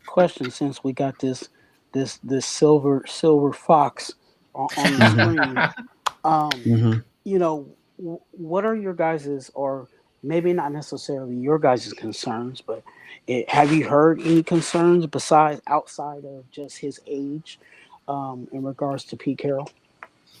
The concern was his age. Will he be able to evolve the cover three and continue to kind of invent with that, right? And not get stagnant. I think knowing what coaches do when they take a year off, right? I don't think it's an accident that he took one season off and then was right back into trying to become a coach again, a head coach again. I think he knew he was coming back the whole time. And so I think he probably did what most coaches do when they have that year, which is go steady, because you can't really do that while you coach, is my point with AP, is that you can't learn to coach while you're being a head coach, because it's too much work to be a head coach and you don't have any time for that shit. Right. And so people thought he wasn't evolving because he was getting old. He wasn't evolving because he was busy coaching. And the guys that he brought in just ran his system, without, doing a bunch of tweaking and stuff like that. He probably needed somebody who was more a defensive architect instead of just a defensive play caller. And those are different things. He's an architect. He probably went back to the lab, and we're going to see some stuff, right? Much like I give Gruden credit for. He went back to the lab. He came back, and we saw some stuff, some different stuff, right? Was he still running, spiders who wide banana? Hell yeah. But there was some variations and new stuff, and he modernized that offense some, and we start to see the results of that. So I think football is football, and I think that is one of the concerns you have. Will he be able to evolve as you move forward? And my thought is he just needed some time to do the actual work. So, what's your thought, Black? You think he's going to be able to evolve forward, or are we going to get stuck with stagnation or something with him as head coach? Who's our D coordinator? I mean, I'm sure he got some wrinkles, like for sure, right? And that's a good thing. He definitely got some So, wrinkles. He's old. I was waiting for it. It was an alley oop. I had to, you know what it I'm saying, really finish the was. play. I You was know, I'm waiting for sorry. it. Sorry about that. Go ahead, No, Yeah, you're it good, was brother. really alley-oop. No, you're good. No. Yeah, I'm sure he gonna have his little Touche. wrinkles in his program, and I'm Mhm. not, bro. I think it just depends on who we get these next coaches. Who gonna coach these offensive coordinator and defensive coordinator? That's gonna scream a lot in what direction we going in. I just can't tell until we do that. Mhm. I can't. Well, that's fair. But with his scheme, you know, he know how to hold down the defense. If we do end up with a middle of the tier defense at least, then it's not gonna go lower than that. You know what I'm saying? Every week our defense gonna Mhm. show up for the most part, I think. Right. No, I Once think. we get it instituted, you know. Mhm. Mhm. Yeah. You know, what would you guys feel like if you brought back a familiar face as the defensive coordinator? Lane Kiffin. I already know who you're talking about. Somebody who's been a His defensive coordinator here Dennis before. Allen. his son is playing quarterback for us. Bradley. Gus Bradley. Okay. Hey, I'm down for it. He's available. Look.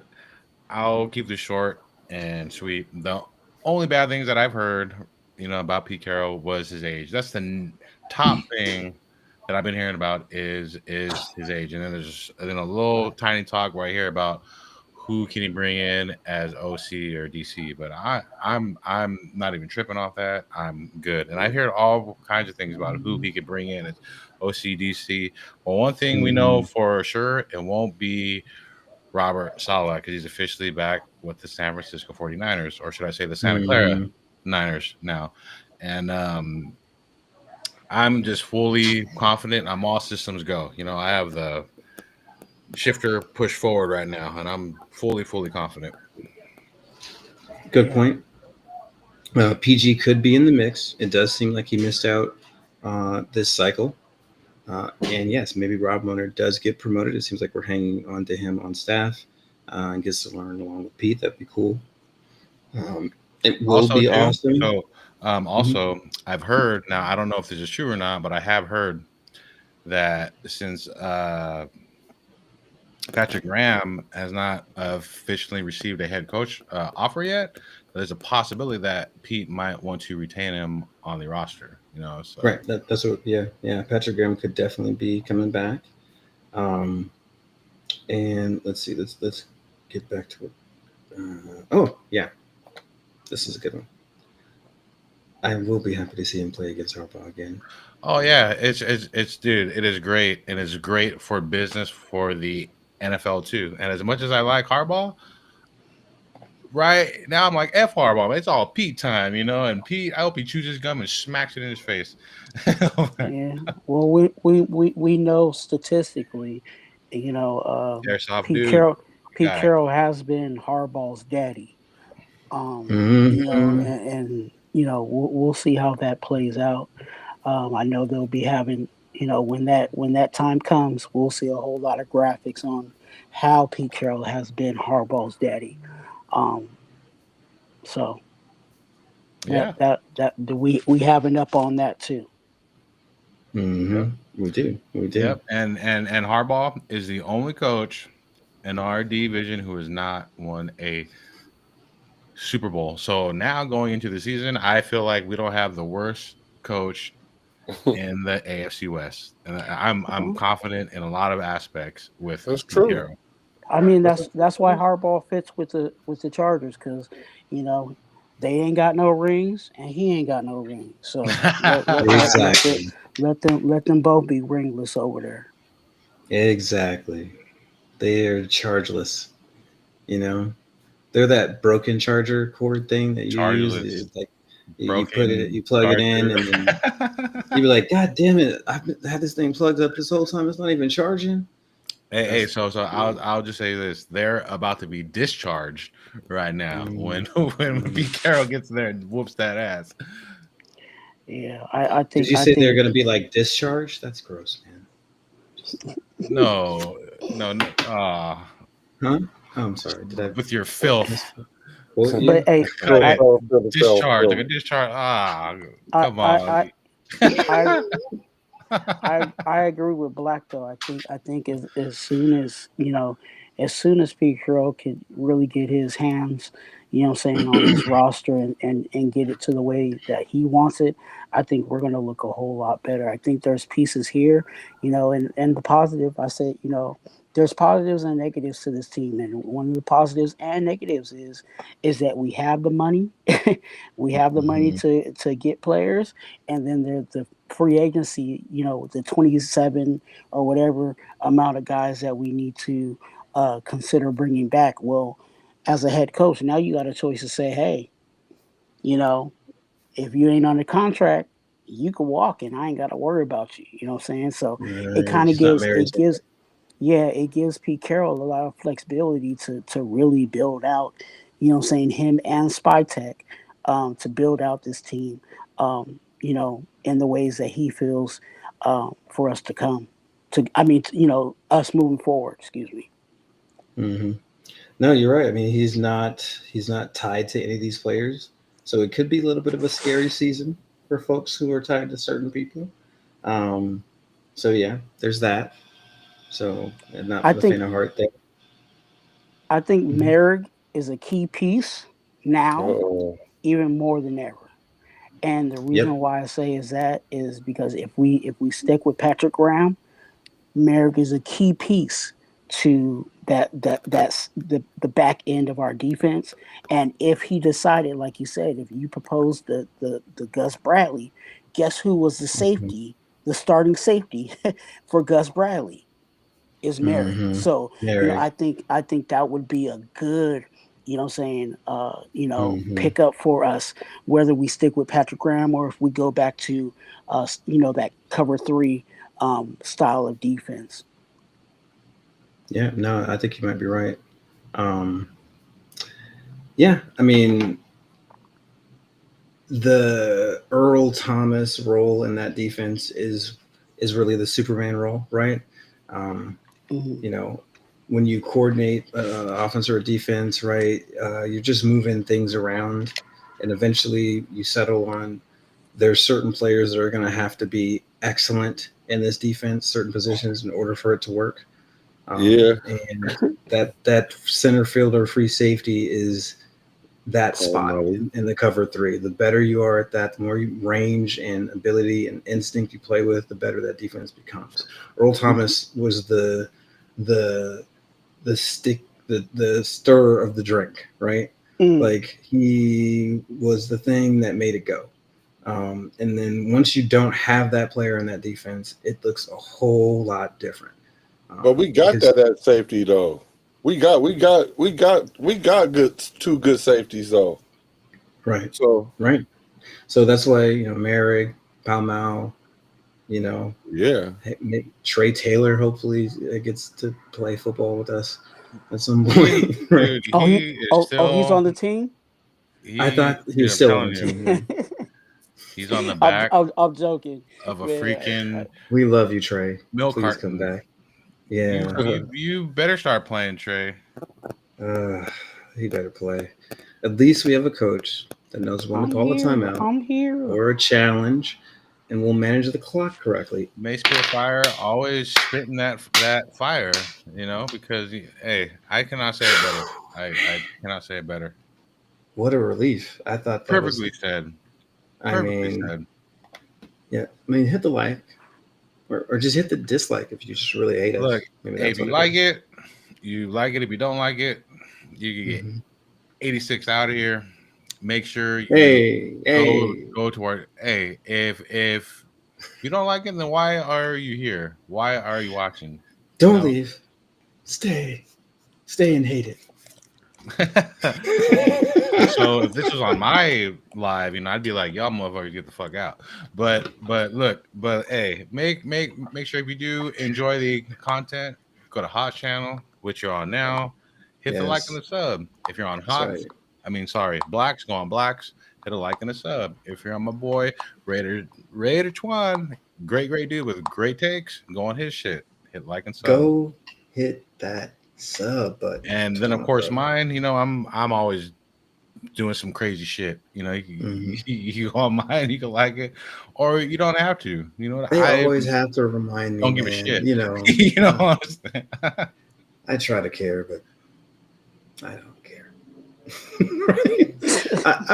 I want you to enjoy yourself and sub and like and all that good stuff, but I figure you'll do that if you want to. If you don't want I ain't gonna be that guy in here begging for all that shit. So it's cool, man. I'll find some people who do. I'll find some people. It comes natural. It comes natural with the gift of gab. So yeah, hit the likes if you're enjoying it. You're here. I figure you probably like it a little bit, but you know what? I'll win you over eventually. Hey, look, I got a Bears fan who subbed here, and he comes over here on our content. So come on, like. That's right, Bear man. So it sounds like to me that there's really not really much concerns about Pete Carroll. If all we're talking about is his age. Yeah, no. That's just what I'm gathering. That's exactly that's all that's ever been brought up. Yeah, the number one thing that I hear when they say about Pete Carroll about the bad thing is his age. And I was getting killed for bringing this up before it even happened. And I called it. I'm pretty good at calling shit out before it happens. But I won't go out and say breaking news first. I'm the first one who does it. No, I lay low in the cut secretly and I wait to attack. You know what I mean? And we did it, and I've been pretty damn on point with all of the shit that I felt was gonna happen pertaining to our team. So for all y'all who's saying no, Pete Carroll don't have a chance and all that, well, guess what? Look what happened today. Today is a new day. Yeah, you weren't here, Twan, but they murdered my boy. When we brought up Pete Carroll. For some reason, I got a pass, but they murdered this man. Oh, there's not a chance in hell. You're crazy. You're just making up crazy stories about an old senile man. It was bad. So, yep. Well, hey, he was right. What is it? Tricks on you. I feel like, and you guys maybe can correct me on this, but I think Pete Carroll was a part of the first grouping of interviews that came in. He was. So obviously, he was the first in-person interview we had. Yes. So obviously, this organization was very high on looking to see, what was cooking with that. The other person that I'm interested in hearing about, even though it hasn't matured to its point yet, but, why did they bring in Ron Rivera? You know what I'm saying? What was the reasoning as to bringing him in? You know what I'm saying? I was on your guys' chat. I forgot what day it was, but I said the grumpy old men. You know what I'm saying? Bring in Pete Carroll. Go ahead and get Bruce Arians and Ron Rivera. Let's make it the golden guys. You know what I'm saying? Golden guys. Golden guys. You know Pause. Yeah. Oh no. You know what I'm saying? But hey, I'm joking about that. But I'm really interested to hear about why did they bring in Ron Rivera? What did because interviews, as much as some people have not been privy to certain interviews like that, an interview is really not just for the person coming in applying for the job. You're actually gathering information. You know what I'm saying? They're asking you questions, and you have the right to ask them questions. You know what I'm saying? And that's what a real interview is. So I'm wondering what they gathered from Ron Rivera, because Ron Rivera is another guy that has an encyclopedia of information. You know what I'm saying? As much as he's been in the league and around the league. Yeah, I mean. I'm sorry. Go ahead. coordinator possibility there. Possibly, you know what I mean? Maybe they were just trying to kind of gather some information about the Commanders situation because this was deep into the Carroll thing, right? Rivera having been in the Commanders organization, maybe they wanted to get some information there about, some of the framing of how that organization runs. I think, I didn't see him as a serious head coaching candidate, right? So it felt like information gathering maybe was going on there. But I don't know. That was interesting to me. They do, and I'll throw this out here as you're talking. I'm just trying to gather. When people Mm-hmm. talk, I kind of get information, right? Mm-hmm. There might be a situation where he comes in and he does kind of like Rob Ryan. Be the senior. The senior Mm-hmm. analyst on the defensive side Mm-hmm. of the ball, or whatever. Mm-hmm. So that might be, he might necessarily not be a coordinator or anything like that, but he might come in and say, hey, we did want to talk to you about being a head coach, but what do you think about joining us as a senior analyst or whatever? And Mm-hmm. hey, if he wants to collect a check, that might be an opportunity for him to get a little money, too, and still be that, that resource for whoever comes in. Mm-hmm. Yeah. So I just have to say, on Ron Rivera, I think we're just doing our due diligence with him, and we're just trying to see where his head was at. We asked him questions. He's asking us things too, right? But I'll say, I am not very high on him being a head coach for us. If anything, he might have been a consolation if we didn't get Pete Carroll. But I would entertain him as a defensive coordinator. Yes, I'm all in with that. But as a head coach for us, that's something that was a coaching hire that I would not like. And I understand he went to the Super Bowl with the Panthers, but he had a good team. He had Cam, but then when he went to the Washington football team, it wasn't the best times there, for him. But I'll just say that if Pete could bring him in as a defensive coordinator, then yes. But I was not as high on him as others may have been for him being our head coach. Yeah. I didn't, like I said, I didn't see that as a serious head coaching candidacy.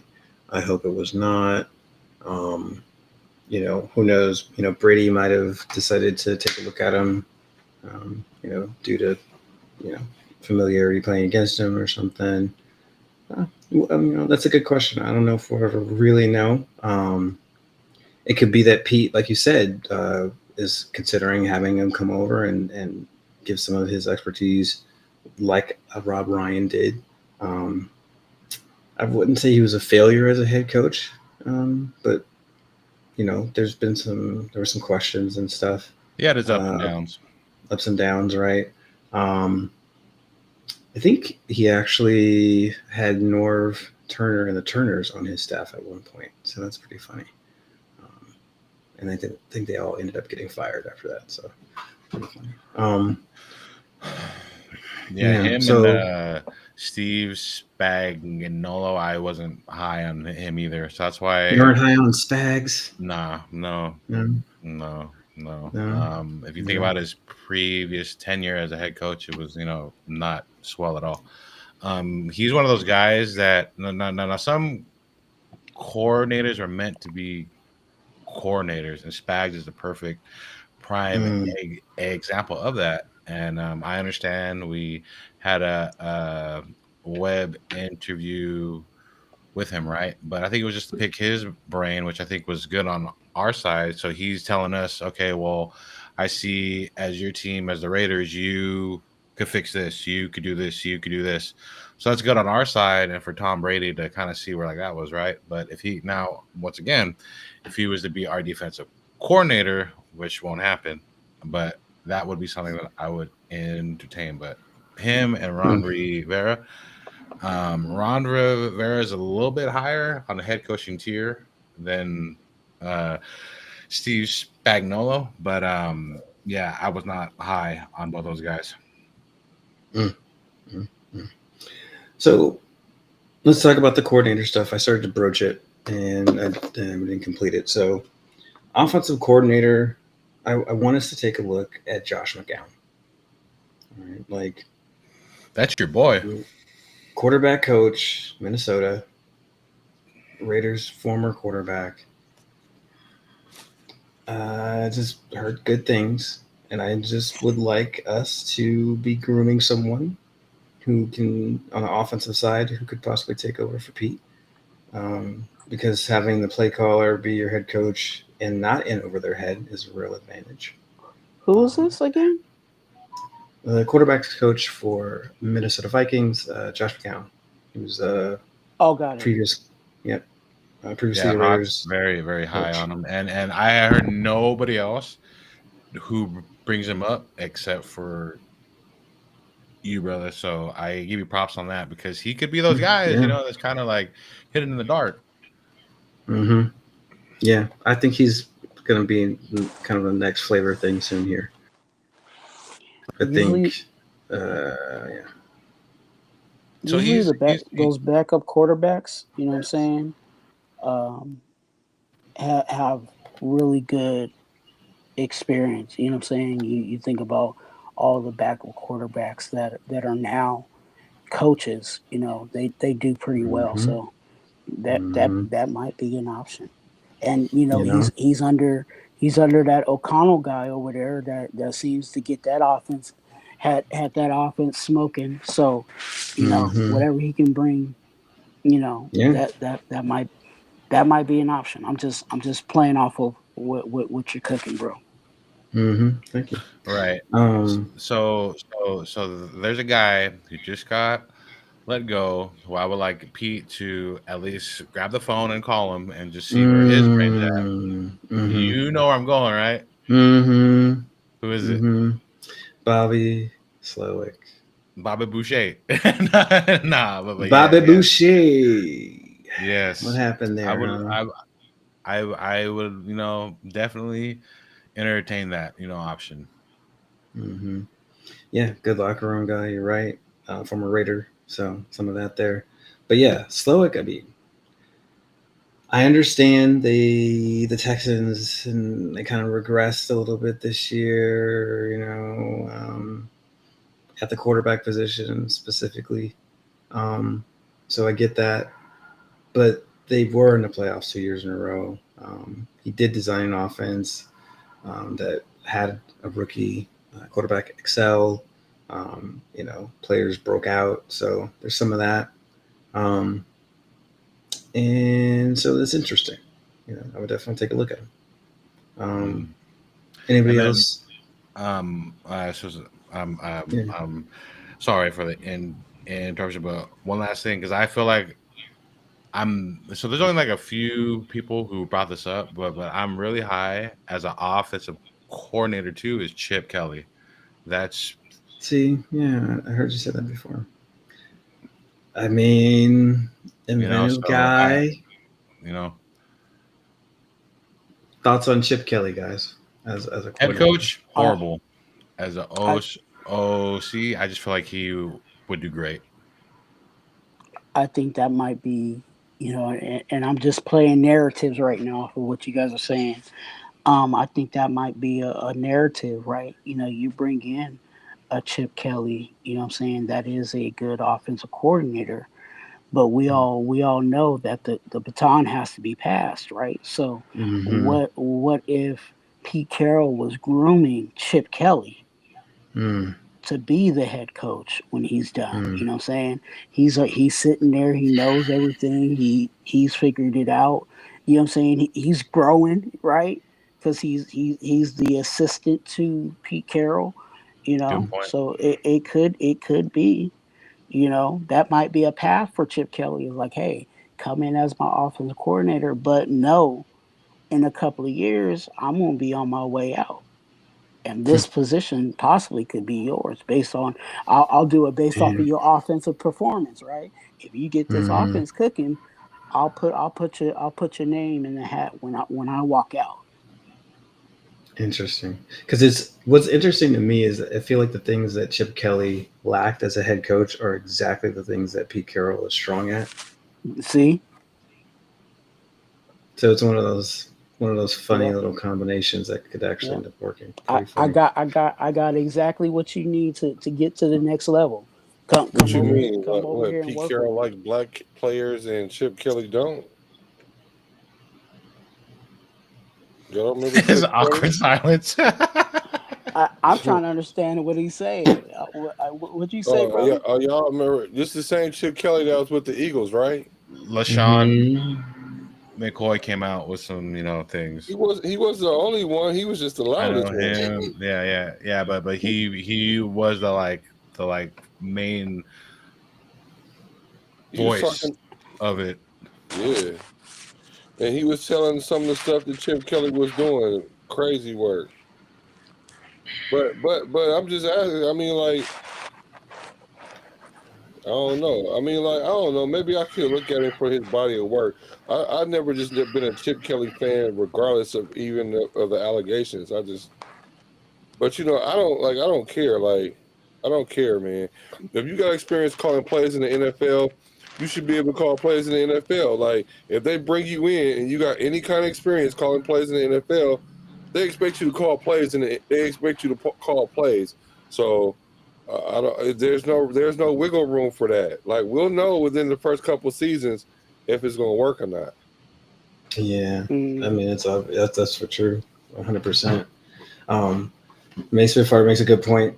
Could have just have been a sophomore slump for CJ Stroud, and That's they're what I'm thinking. putting that on Bobby, and it's really not Bobby's fault. But I don't know why they got rid I of the coordinator. There's something else going on. It's something that we don't know about.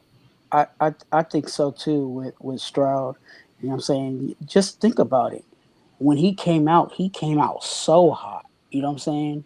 Like he came out, a real streaming, ascending, Hmm. you know what I'm saying, type of guy. You know what I'm saying? Hmm. And that's not Hmm. normal for a rookie, any rookie to really do Hmm. so.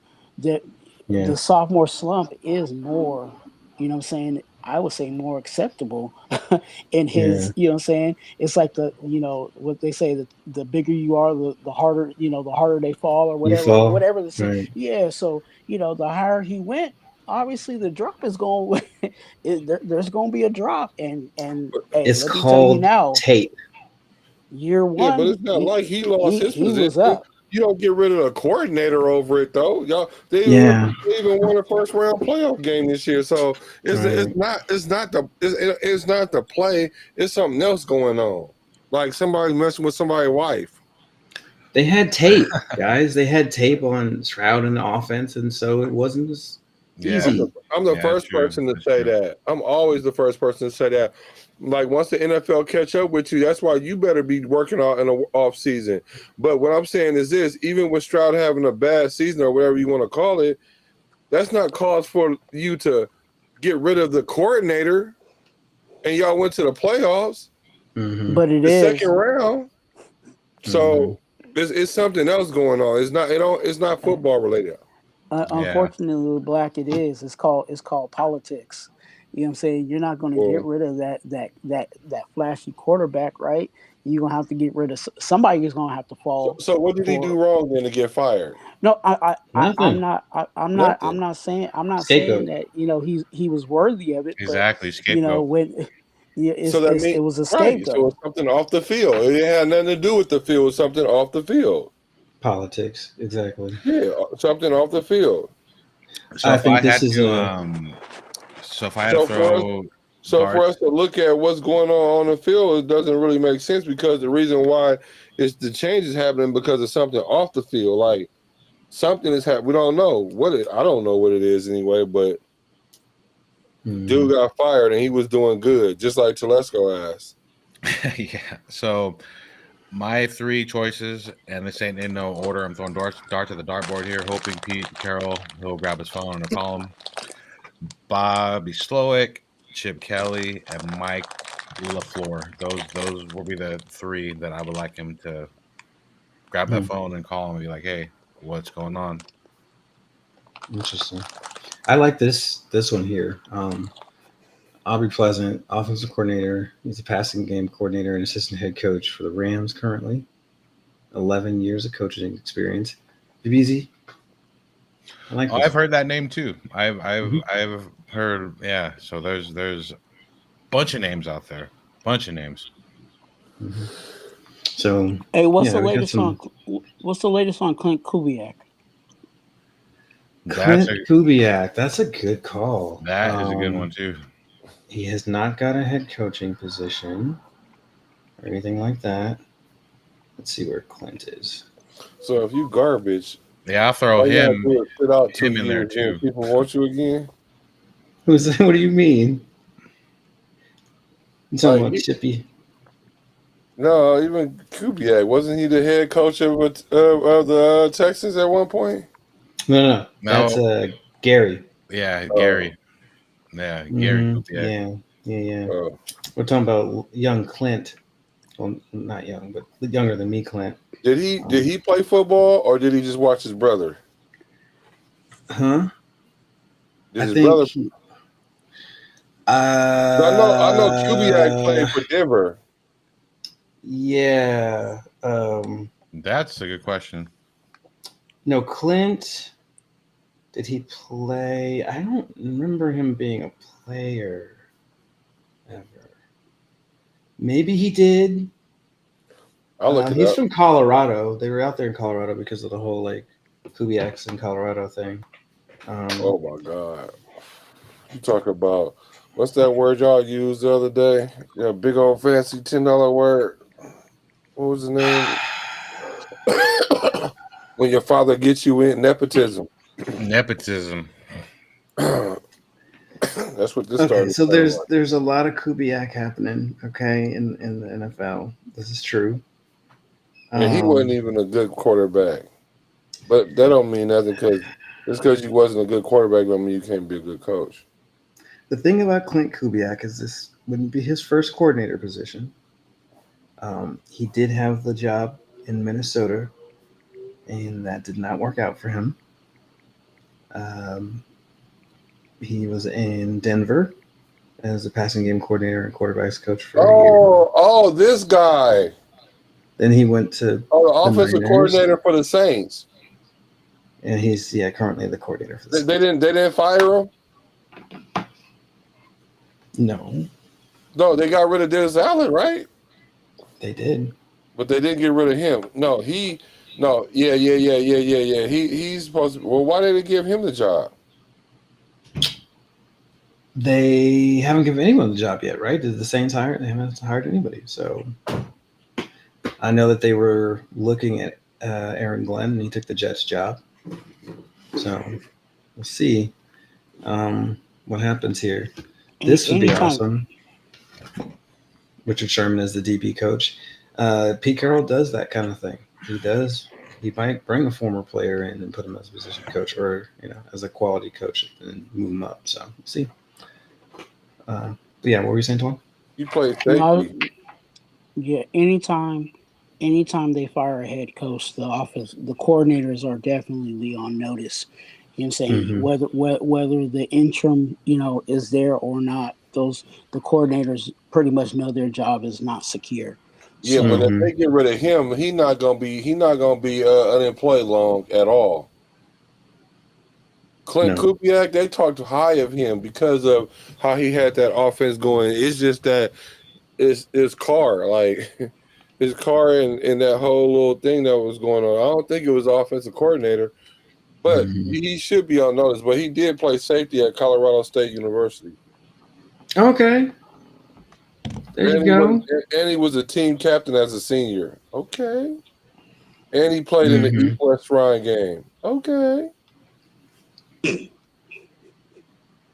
He made it to the Shrine game. Okay, right, that's what I said. He even made it to the Shrine game. Okay, so he's pretty damn good. Get it, Clint. Look at that. Get it, Clint. Yeah. Well, Gary Kubiak, handed him the offensive coordinator job in 21 when he retired. And I think this is the second time around for the Minnesota Vikings. And so he also had 2 stints with the Broncos, and then a year with the Niners and now with the Saints. So the Niners, obviously, he was with his brother there too. So a lot of being with family on staff. But he was the new offensive coordinator for the 2024 season, and that Saints offense was much better organized than it was the year before. Obviously, Carr looked way better, although still. Damn, they got more QBs Too in the many league. injuries. Yeah, there's a few of those. They got Clay, he the offensive coordinator for the 49ers, and Klein, the scout for the Cowboys. Yeah, that's a lot. They like the football, okay? So Richard Sherman. What do you guys think about him coming over? Yeah, I do it. Do what? Why not? Why not? To learn to be a coach and cut his teeth and eventually, be You know what? I want to be a coach now. Where I sign up? As much as I like Richard Sherman, I would say no. Hell no, I don't want that. I would say no. Dude He does. here. He does have knowledge. I'm not saying. I'm not discrediting. But the that. personality is a little too much. No, not even that. I just feel like, we need to have guys with experience coming in. You know what I'm saying? I'm not saying that, Pete Carroll's not enough experience, but I'm looking at, for years to come, I think, if we have some guys that already know what to do, let's go ahead and make this. My dream for this team is that we make an all-star, all-star cast. You know what I'm saying? Have the Pete Carroll and then have a good name, on the offensive side of the ball, defensive side of the ball, have a good name. Yeah. Kind of similar to what Detroit did. They had 2 guys that are pretty much now they're head coaches, you know what I'm saying? And that's why they were where they were, because their offensive coordinator was good, their defensive coordinator was good, and Dan Campbell was, motivating those guys and getting them ready for battle. So they had the top. Go ahead, my bad.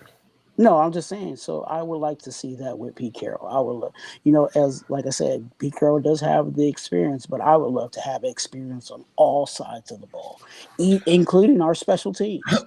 But did we forgot that Richard Sherman just said that if they fire AP, then the Raiders is bogus and the whole 9, and they set him up and all that. Y'all forgot that? He also talked about how us hiring Pete Carroll was a genius stroke, and he was. Yeah, I saw that video. But I'm just saying, his prior statement to that is how we reacted to it. Don't y'all remember? He was going in. Yeah, he was. It's true. I ain't gonna lie about that one. Hey, so I just have to say here, May Spitfire dropping that fire, saying they should put a sign up in the locker room that says "Run the damn ball." That would be hilarious if they did do that. Pete Carroll. Yeah, in regards to Pete Carroll. And I agree when you're in the red zone and you got a good back, you run the ball. No, forget that. When you got beast mode, that's the factor. Yeah. Because they can stop players. It's just beast mode. Like, you're at the 1. I mean, like, if he wouldn't have kicked a little bit, he would have scored before that.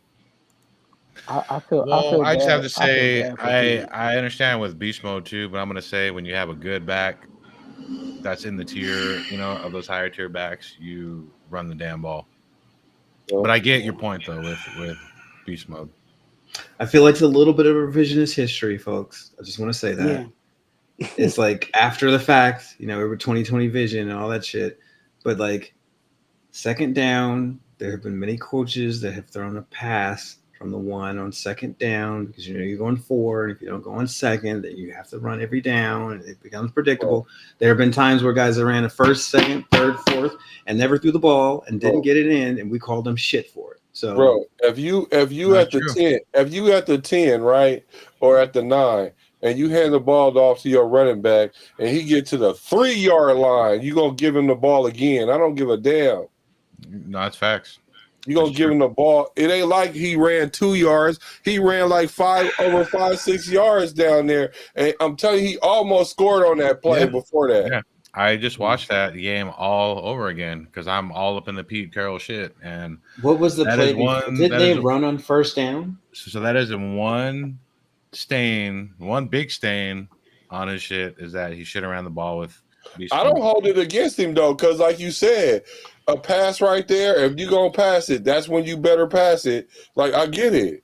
Hey, look. It. But what happened was it was a player because Bill Belichick, I want you to watch every slot corner play this year by this team. And what happened is Butler saw it on tape and he ran downhill and he stole the ball. That's all it was. If I was a Seahawks fan to this day, I would still be pissed off that they didn't run that ball. oh, they are. I would still be Yeah. pissed. I'd be super pissed. They're Is- still pissed. Yeah. I think you said it too.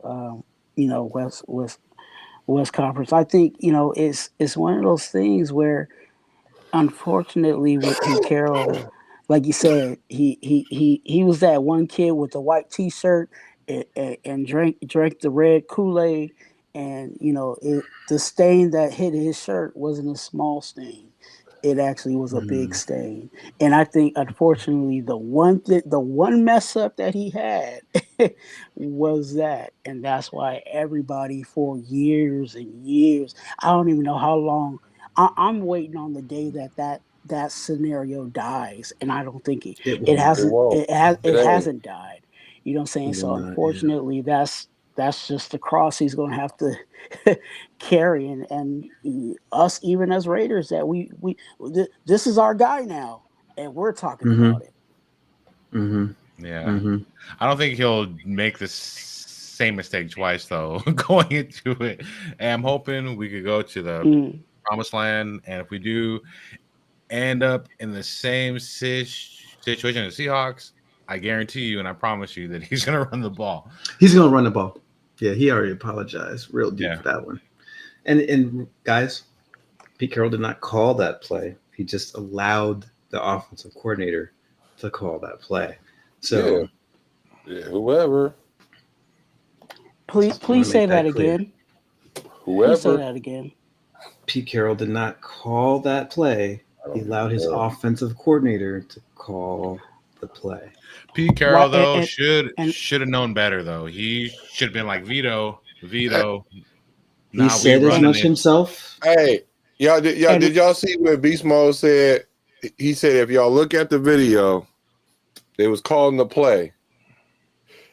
When the play came in and everybody looked in the huddle and everybody was looking at Russell like, what are you talking about, right? Yep.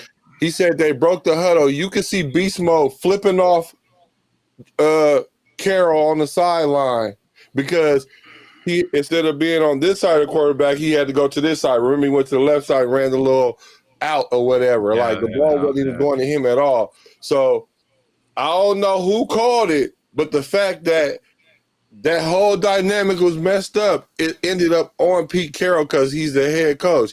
Like, I get it. Like, you taking it for the offensive coordinator. I don't even know who the offensive coordinator was, but he shouldn't have let that happen. Like, everybody in the huddle knew. Like, even if Russell Wilson would have changed that play, I think everybody would have went to bat for Russell Wilson and his career would have did something different had he – it would have been talking about it on podcasts right now. Had he did that. He almost did. He almost did. Yeah, he did say he almost did. I think he said that. He said he almost just said, let's just run what we want to run in the dirt. So, speaking of Russell Wilson, Mr. Unlimited himself, I'm sure you guys heard, all these things too. There's rumors that he could possibly reunite with Pete Carroll here in Vegas. I'm hearing all kinds of things. I've heard that Geno Smith, as soon as Pete Carroll was officially hired, he was posting pictures of himself with Pete Carroll on Instagram. So I don't know if that's kind of like good job, Pete Carroll, for getting hired, or if he's like trying to say, hey, let's run it back. There's also the things that I hear with, Russell Wilson, so who knows what will unfold going forward, because there's so much just churning in that wheel right now. Look for Pete Carroll to bring players from the Seattle Seahawks. There may be something that comes. DK Metcalf. Oh yeah, in a Hell trade, no. I have I have heard that too. Where if we were to make a splash this offseason for a big receiver, he would be the guy. And then one quick little thing here too, that Russell Wilson said that he wanted to play with us last year. He did. And you know who said no? Ooh. AP. Said he Oh, couldn't get him in his locker room, couldn't fit in the locker room with us. So that's why Antonio Pierce is, hey boys, just take him behind back and whack him, huh? Yeah. We like, hey, I heard you like going fishing. Let's go fishing. Tonight you're gonna sleep with the fishes, huh? Yeah. There has been reports about Russell Wilson and some of the concessions that he has, in regards to him playing quarterback. So I don't know, if Antonio Pierce was willing to, make sure that he had green M&Ms and, the right, the diet, Mountain Dew and everything else in his green room. Because I think there was a report that Russell Wilson does not like being in the locker room. He likes to be he likes his own room. Before games. So there's a whole lot of like I said, concessions that might have to take place to bring in a Russell Wilson, and I've also maybe heard Pete that- Carroll was able to do that. And that's Apologize. why they worked well. But I don't think AP was willing to make sure green M&Ms and everything else was ready before the games. So I also heard that Aaron Rodgers could be a possibility too. So they're throwing a lot of things out there. But I just will say this, that if for some reason, if the powers may be so going forward, if Russell Wilson somehow finds his way to our team, I just know that when he plays Denver, he's going to play his fucking heart out. Yeah. Plus, they're going to pay for him for another year. So let's take that Mexico money and build the wall, right? The coordinator was Daryl. What? No, I'm sorry. Yeah. That was funny. I was just Daryl Bevel was the coordinator for the Seahawks at the time. Oh, wow. Yeah, Daryl Bevel. Now, if there's a cautionary tale for Pete, it's picking coordinators. Brian Schottenheimer, who just got named the Cowboys head coach right now. Did he get named the Cowboys head coach? He's Dallas's brand new head coach in Jerry World. He's running the show in Jerry World. Wow. What's McCarthy doing? What is McCarthy doing? Bring in McCarthy as the. That will be an amazing offensive coordinator too. His offense ain't too bad. It's not, especially with what they had over there and what he was making do with what they had. Yeah, buddy. And he's a champion. Yeah, yes he is. Yeah. If you bring over McCarthy, does that mean Aaron Rodgers is coming? And if Aaron Rodgers is coming, does that mean locked-in thing? Devontae comes back? Oh my goodness gracious! We're going down that pipeline right now, ladies and gentlemen. That is a great question, Raider Nation. Are we willing to bring Devontae back? Are we accepting him?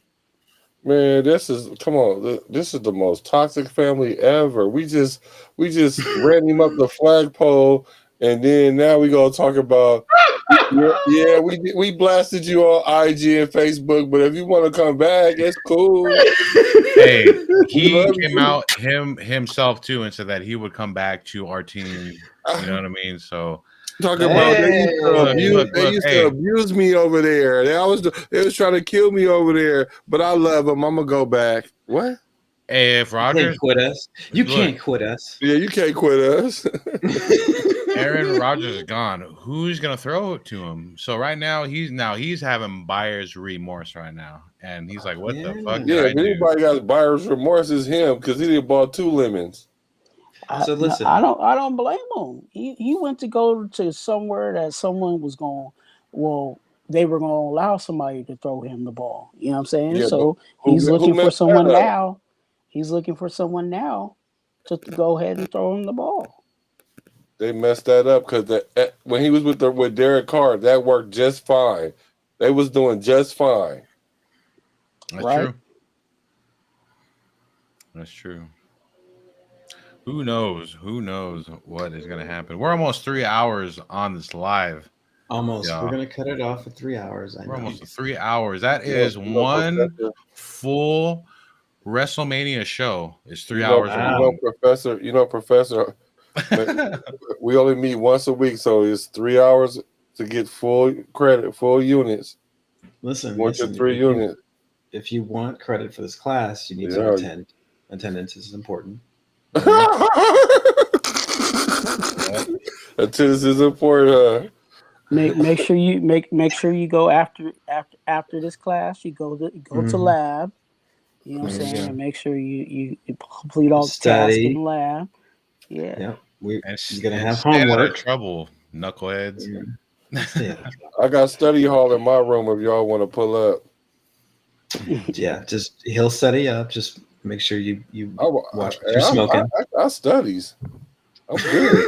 I studied mine. He said, "I One- studies." One I got more the colossal studies. thought, guys. One more colossal thought. Shador seems to be gettable. Yeah. Look, he Dion- could possibly go to us without trading up. Without trading up. Dion has talked about wanting to coach his sons. Did he say it had to be head coach his sons? He didn't say that. I don't like you, man. Goodbye Is to a the de- 3. Goodbye to the 3 hours. By the way, Is a No, defensive I'm just going. 'Cause this I'm just discussion is gonna saying he take a didn't while. say that. He did not say that.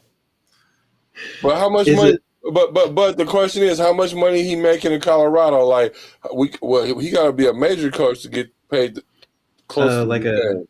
defensive coordinator, assistant head coach, succession plan kind of guy? Now, if they was grooming him to be the coach There of the you future go. under Pete Carroll, Plus that his, would son, plus his sons are gone too, so I don't think his heart would be fully invested back in college. And I bet you, if he had the chance to coach his son in Vegas, he would do it. if he was the assistant head coach under Pete Carroll, Hey, I take it. so we get Shador first, right? Woo! Oh my God, we somehow got him. Oh my freaking God. Spy Hunter. Then all of a sudden, the next day, Coach Deion Sanders is going to be the assistant head coach, the presumable incumbent. Oh my freaking God. So we got the best of both worlds. Right? Let me stop. I'm playing with my own mind. That sounds like that's too smart. That sounds like Tom Brady type shit. No, let me stop. Because that would be brilliant if we could do that. Because I don't think he's ready right now. Because like I said, he ain't won no big games. But if he was under Pete Carroll, he put himself in best position to win those games. And I got confidence in him as a person and a coach, and as an ex-player, that he'll give us a great shot to be good for the next 5 years. And then let the chips fall as they may. That's all we can ask, really. Right. I mean, I'm just saying. That's all.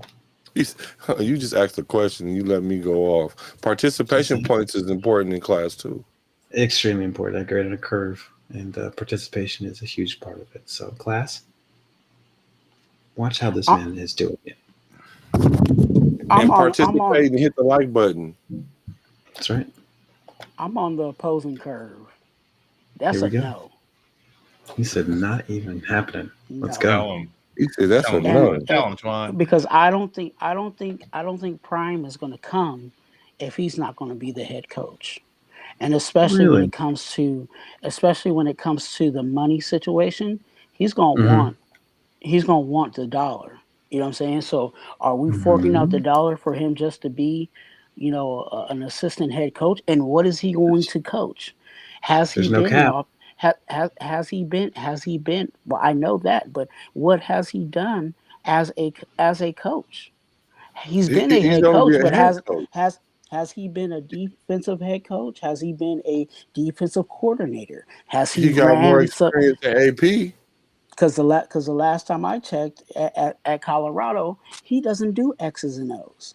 He He has ain't he got has an to. offensive coordinator and a defensive coordinator to do exactly what he needs to get done. So I don't That is true. know.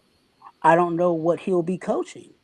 You know what I'm The saying? If he same, he'll did, be coaching if the he same did, thing that we had them 8 old coaches coaching. He'll be able to put one coach there instead of all them Marvin Lewis and all them. Get rid of all them advisors and all them. They out of here. All you gotta do is have Dion shadow him. We'll have an offensive coordinator. We'll have a defensive coordinator, and Dion will sit there with his little headset on, walking next to the old buddy, and then they just be up there doing their thing. He can start off in the booth. I don't care where he at. But I if he's sitting there getting on the job training at the same time, I think that he like I said, he had more experience than AP and he was our head coach. And then I about get the that. money, it ain't about the money. I don't coach for money. I got money. He ain't I worried about money. I was I good with my boys. I I I don't give I a darn get it. about money. I really do. I really do. I get it. But I still feel like he would not take the position just to be not to be the main guy. You know what I'm saying? So I would say no. I do, but I will say on the other side of the conversation that you said, black. I mean not black. Hotspot. I think there is an opportunity to get Shador just based on the draft. The way that I see it, there's 3 teams above us that actually do need a quarterback. Now we'll Mhm. see if one of them are stupid enough not to go get a quarterback. We'll go see, Cleveland you know, Browns. we'll see if obviously Hunter is going to be one of those guys in the top 3, and one of those guys and one of those teams. And well, actually, I would say I think the top 3 teams are actually the ones that need quarterbacks. So you're in a situation. The last time I checked, I might be wrong, but there's at You're right. least 3 teams that need quarterback, and Mhm. there might be a possibility where Shooter is there at number 6. Right. And then there's also that factor too, though, where Sanders did. He came out and said, "My son will not play for a couple of teams, and Mhm. that's going to be the Browns Mhm. and and the Titans." And I don't think he's going. Bang. So that's kind of why where I kind of think like, oh, When they pick 1 and 3, guys. like he may actually fall to us. So if Dion, if he would have a son be like, all right, yeah, okay, he's going there, he's drafted, it's good, okay, he's happy, he's proud, go out there and do it, then it'd be a different, thing, right? But since he came out and said, well, my son ain't going here, he ain't going there, that's where I kind of have hope where it's like shit. Like now, I've always said I always like Cam Ward better than Sanders, but I don't think we have a chance to get Cam Ward unless Mhm. we trade up. But Sanders could fall to us without trading not a damn thing, Mhm. and I'd be super happy about that. Yeah. So 1 is Tennessee, 2 Cleveland, and I think they're both on the Sanders no-go list. Jacksonville's Um, up there too, right? Jacksonville's 5th. They're not taking a quarterback. And plus, I don't But think Dion would have a son go there either, right? probably not. Probably not. Yeah. Right. But they got Um, sunshine, so why would they they wouldn't need even look that way. They got Shador? sunshine. Yeah, Exactly.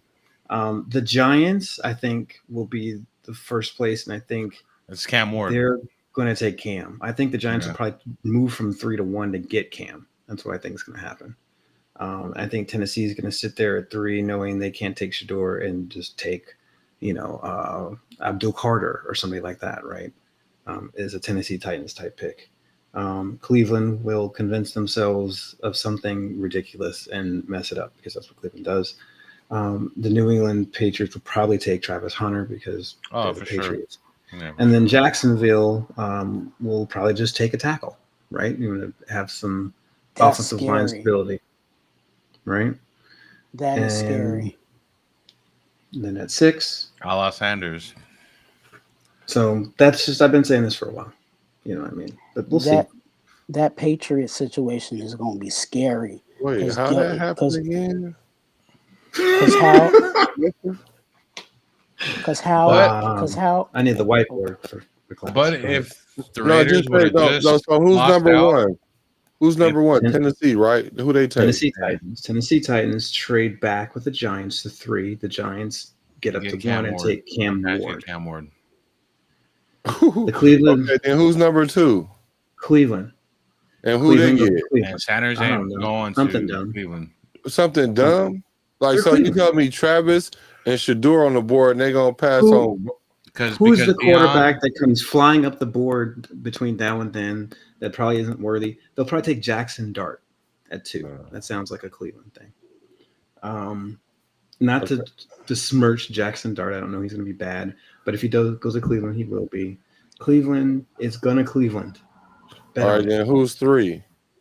3 at that point is Tennessee. Tennessee knows that Deion say no because you fired Carthon, and he publicly talked about that. Wow, they had the number 1 pick. Titans might draft T-Mac because I've got a feeling that they might go with him. So receiver, maybe. I don't think they believe in Levis. Their AJ Brown replacement, but we'll see. New England is 4. They're going to take Travis Hunter, the quarterback. Travis is not going 4th. If Travis Hunter go 4th, then I think the personal problem stuff, man. What?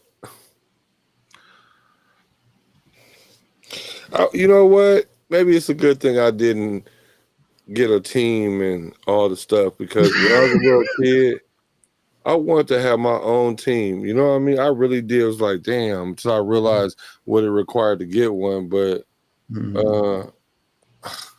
I can't see in a world where Travis Hunter don't go number 1. I don't, unless they trade back. Unless they do trade back because they like, we don't want him. We want to get Cam before one of these other teams do. I get that. But then you going to leave Travis Hunter to end up going to Cleveland. He gonna be pissed. Oh, no. I think you're right. Oh, my God. They're going to pass and not get a quarterback and take Travis Hunter and ruin that man's life. Yeah, ruin his life. I'll tell you this. There is a I don't know how it'll play out, but there is where Travis Hunter can also say no.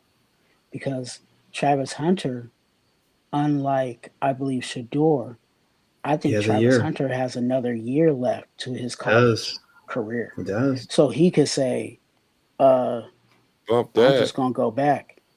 And win 2 Heismans, like he said. Because he did get mad at who was that got that $10 million NIL. Quinn Ewers. He was like, man, he giving him $10 million. He said, I want $100 million in. He said, I'll come back and win 2 Heismans. That's what Travis Hunter said. So, hey, you got a point. Like, if I was going to Cleveland, I'd be like, the hell I am. And also, I'll say this too. Travis Hunter is also Deion's son. So Deion might say, hey, nope, you ain't going there. Y'all might not want to pick my boy. My son ain't going there. He ain't playing no Cleveland. It's too cold in Cleveland. And, Y'all ain't never won in and some Cleveland. people Your uniform's forget ugly. that. Some people You forget know, how close, saying they Dion are. and Yeah, Travis are, that whole thing where is. Yeah. Dion actually calls some shots on, for Hunter. Yeah. This is what I thought too, Tribe. I thought, but then I started listening to these scouts, and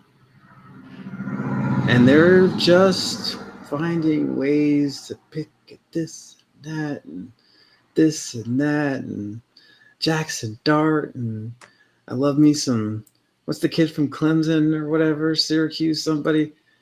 Yeah, they just kind of. I hear it, man. I'm telling you. So Shador go to the combine and be inaccurate, right? Run a Yeah, 4.8, run a he ran 4.8, a 4.7. 4.7. They're like, I just didn't like how he looked in See, the I told you he was a combine. second round. And Mhm. he'll drop the 6. He'll drop the Watch. 6 in. And then they're like, oh my God, Jackson Dart just tore up the Senior Bowl. He's so coachable. Right. He's throwing darts all over. I mean, no pun intended. But he's throwing darts everywhere. No, they're gonna say that. People have already said that. Dart throws darts. You really, really, really think they're gonna want to let that double black quarterback thing happen? Hey, but you know what though? It's very rare that people pick the first 6 picks in the draft, like for real. No matter who on the board.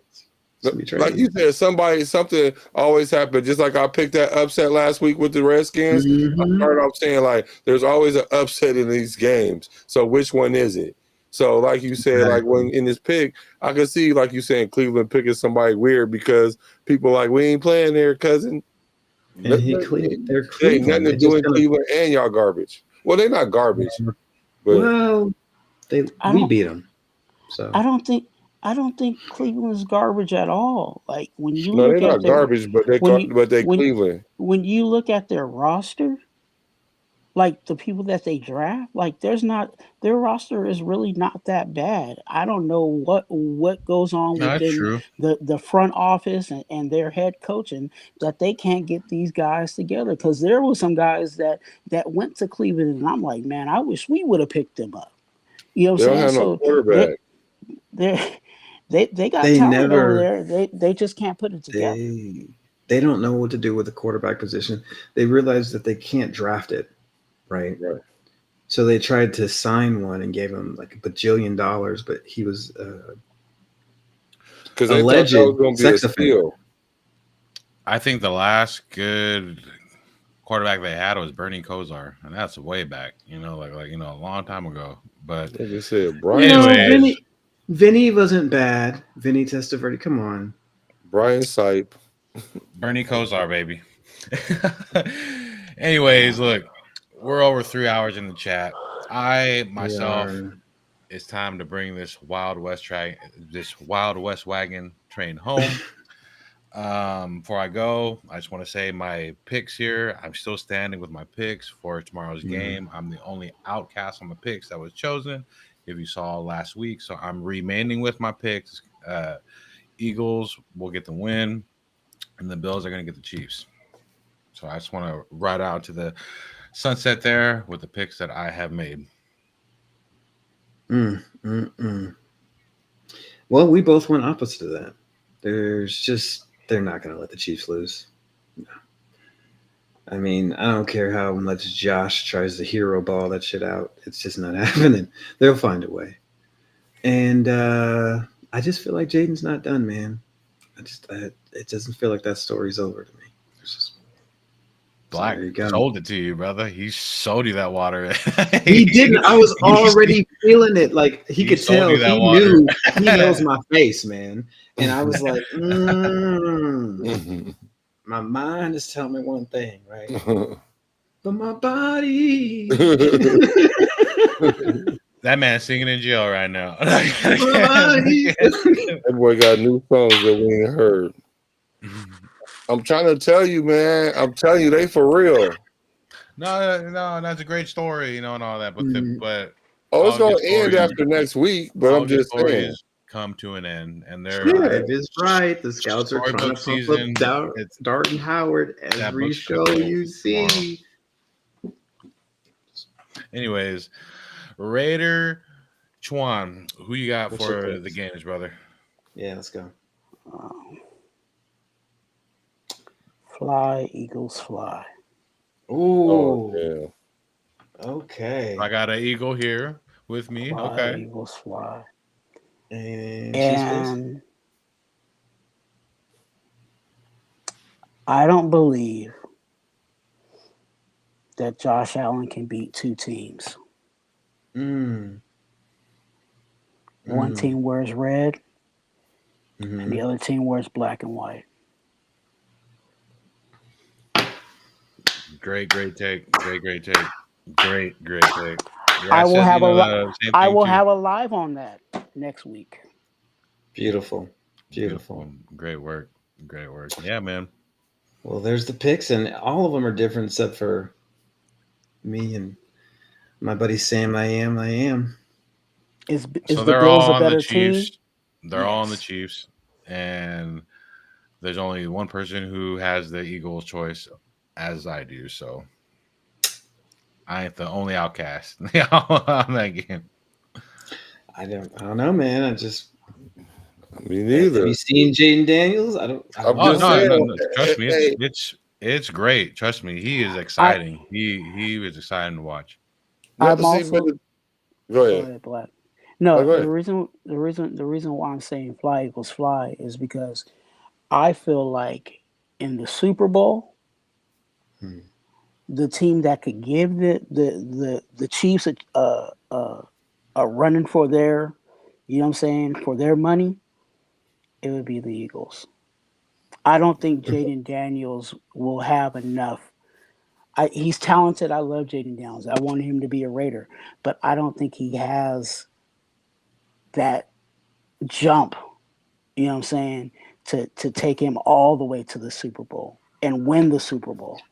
I think it would be, Win. you know, Hey, we didn't say win. Hey, Right. the narrative would be, oh, Jaden Daniels was a rookie. He wasn't mature. He wasn't ready for, you know what I'm saying, the lights of the Super Bowl. And that's what's going to be the Right. narrative of beat writers. So right. that's why I would go with the Eagles, because the Eagles have been there. You know what I'm saying? And I think if you know if there was a twist in, you know, what I think the referees are trying to shape and mold, it would come from the Eagle side. So I'll just say Mhm. this here: the Eagles and the Washington Commanders, right? All the pressure is on the Eagles. The Commanders are playing on house money right now, so no pressure is on Jaden Daniels because guess what? If they lose, it's like, oh, you know what, man? Hey, it's cool. It's his first year, blah blah blah. But all the pressure is on the Eagles right now because the Eagles have been there, they've done that, right? So I understand, the whole thing with Jaden Daniels and all that, right? But this is how I see Jaden Daniels.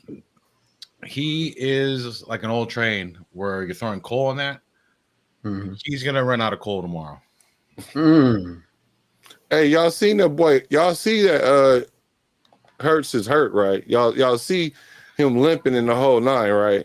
They Pull just string. announced that he's fully healthy and ready to go Yeah, earlier today. Fully you can say what healthy. you want to say. Right. They gonna hit Yeah. him with that Toradol, and he gonna go out there and he gonna look normal until he get hit a couple times.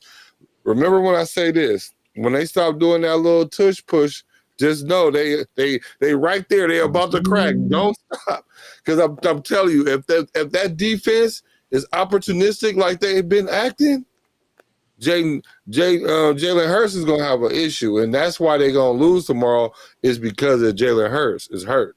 Well, I will say this: one of us is gonna say, "I told you so," on the following, show. So that is for sure. And It's a good test. if I'm wrong, I always say I'm wrong, and you know what I mean. But Mm-hmm. yeah, so I can't wait. Can't wait. Just like Bart Scott said, can't wait. Can't He wait. said, "Can't wait." Well, we shall see, huh? It's going to be an exciting time.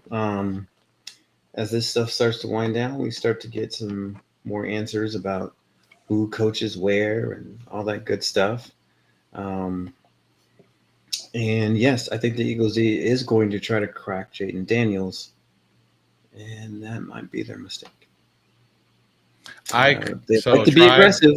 Tribe. I covered all that, and I'm gonna be that silent man who just keeps my mouth shut, and I'm gonna wait till the game plays, and we'll see.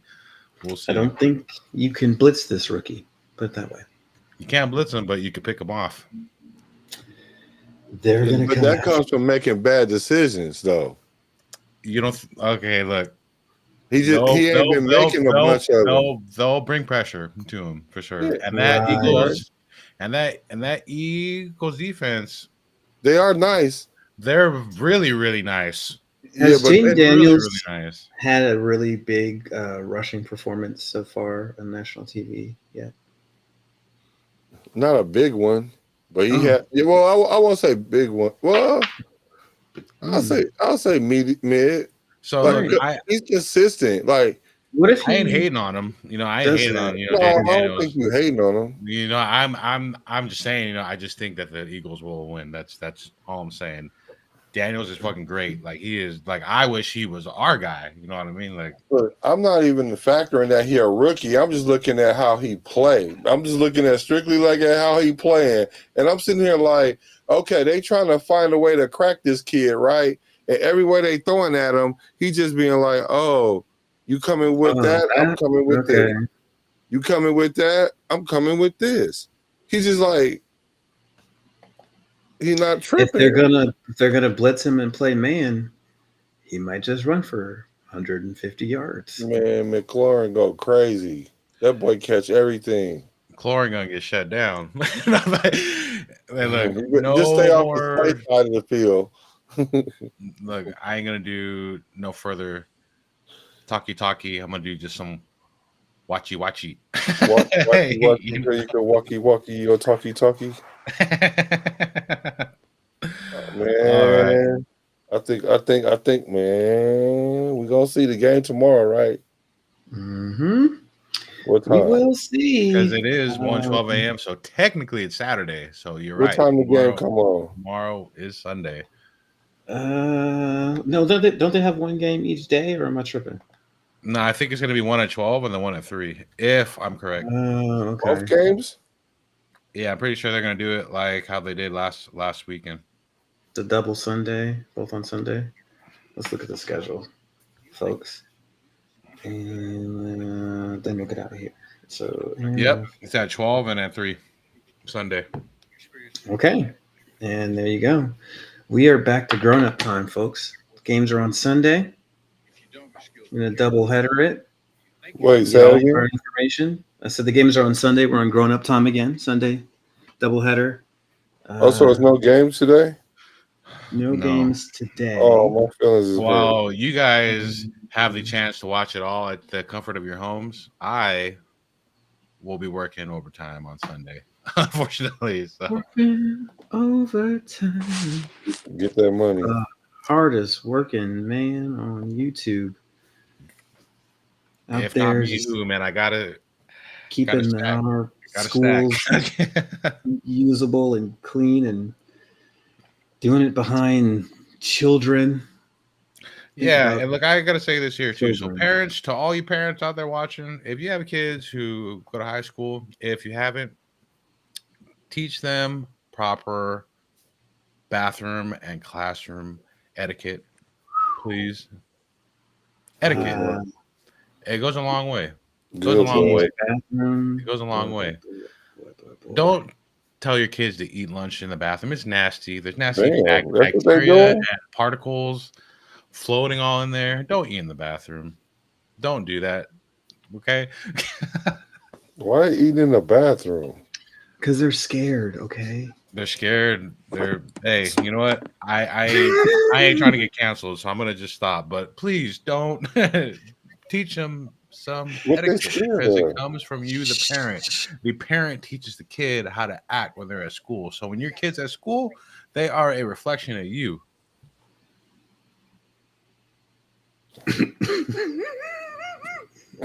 Mm. And that is what I have to say in the daily life of a high school custodian. All right. Stop eating in the bathroom. Yeah, kids. Just try to keep the food situation out of the bathroom if you can. Don't clog toilets. Don't take the whole roll of don't undo the whole roll Oh, they doing that on purpose. and Yeah. throw it in the toilet and then go two on top of it. Don't put an apple in the bottom of the urinal and then pee on it. Christ. All right. So I know we're getting a little off track here, but I'm just trying to tell y'all. This is what I have to see while you drop off your kids at high school and you're at work. This is what some of your kids are doing in high school. Come on, parents. Come on, man. We got to do better than that. Let's bring the show home, baby. Yeah, I got no segue for the bathroom etiquette thing. Except for we had a pretty shitty coach last year, so He got flushed. Yeah, he did. Speaking of piss poor, our coaching last year. No, Oh man, make sure you guys hit that like of the sub, man. We're almost 3.5 hours here. Who else is doing a live broadcast right now at 1:16 a.m.? no one, because that's crazy. Nobody. So we should get out of here, guys.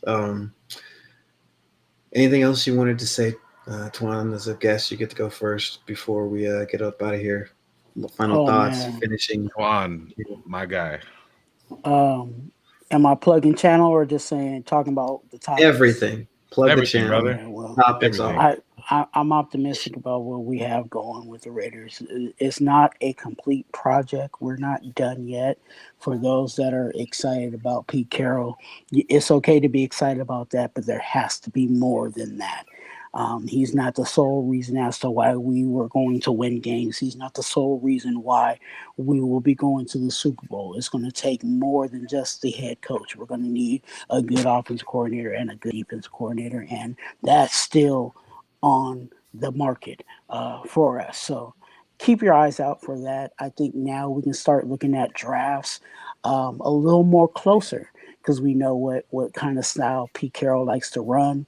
We know what his tendencies are just based off of what we've seen in years past. So go ahead and feel free to go to the mock drafts and start drafting like in the tone of Pete Carroll, and you might be pleased of where the team will be built and where it will go. For my channel, Raider Twan on YouTube, definitely go ahead and check that out. Raider, for everybody that's a Raider fan, you should know how to spell Raider. I'm not here to teach you that. I think you went to elementary school and learned your ABCs. So go ahead and type in Raider and Twan, TWUAN. Okay, so TWUAN. My channel is there for you. I'm actually out of town, so that's why you see me kind of, not as stable as possible, but I will be back in the studio next week, bringing to you a whole bunch of content. We are on the road to 500 subscribers. That's right, 500 subscribers. We are on our way to 500 subscribers. I think we're at 426 at this moment. So Nice. you can just Let's pretty get him to much say five. you can pretty much say I started from the bottom and I'm still there. So you can go ahead and help me and hit that subscribe button, hit that like button. Why? Because I like you. And remember, you're a blessing. Be a blessing to someone else. Oh, that's beautiful. That was That's beautifully said, man. Oh, How yeah. could you go to the channel right now? Go, do it. don't think about it. Go there right now. It's poetry. Get Do it. some poetry in your life that has to do with the Raiders. All right. That's what that man is. Black, what you got? And I'll see y'all next week once the Redskins win this game, man. You don't even call them the Commanders, they're Redskins. He I said ain't mad Hey, at him. skins. Lots of people been doing I that, do the same man. thing. I do the same thing. I still, dude. I call games and I say, well, they're going to be 10-7, but then I forget there's an extra game. You know what I mean? So I'm old school too, man. I was born in Washington, D.C. My dad was in the military. I was born in Washington, D.C. Mm. So that's like really my second team, Mm-hmm. you know, Nice. because I was born at Walter Reed Hospital where the presidents used to go and all that. It ain't there no more, though, but yeah. They So got rid of Walter Reed. I didn't know that. yeah, they tore that down, you know. I think they put a new one up there, you know, a new version of it or whatever. But I'm going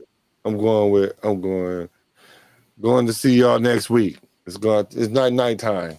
Steph It's Curry, night. time. Well, Night. go ahead Night and hit that link. I'm putting my dogs in the chat so y'all can find them. You know what I'm saying? And make sure you go check them out. Go check out the pages. Definitely. Go hit Yeah. that sub button. You know what I'm saying? Give them Go there right now and do it. They drops heat, like real heat.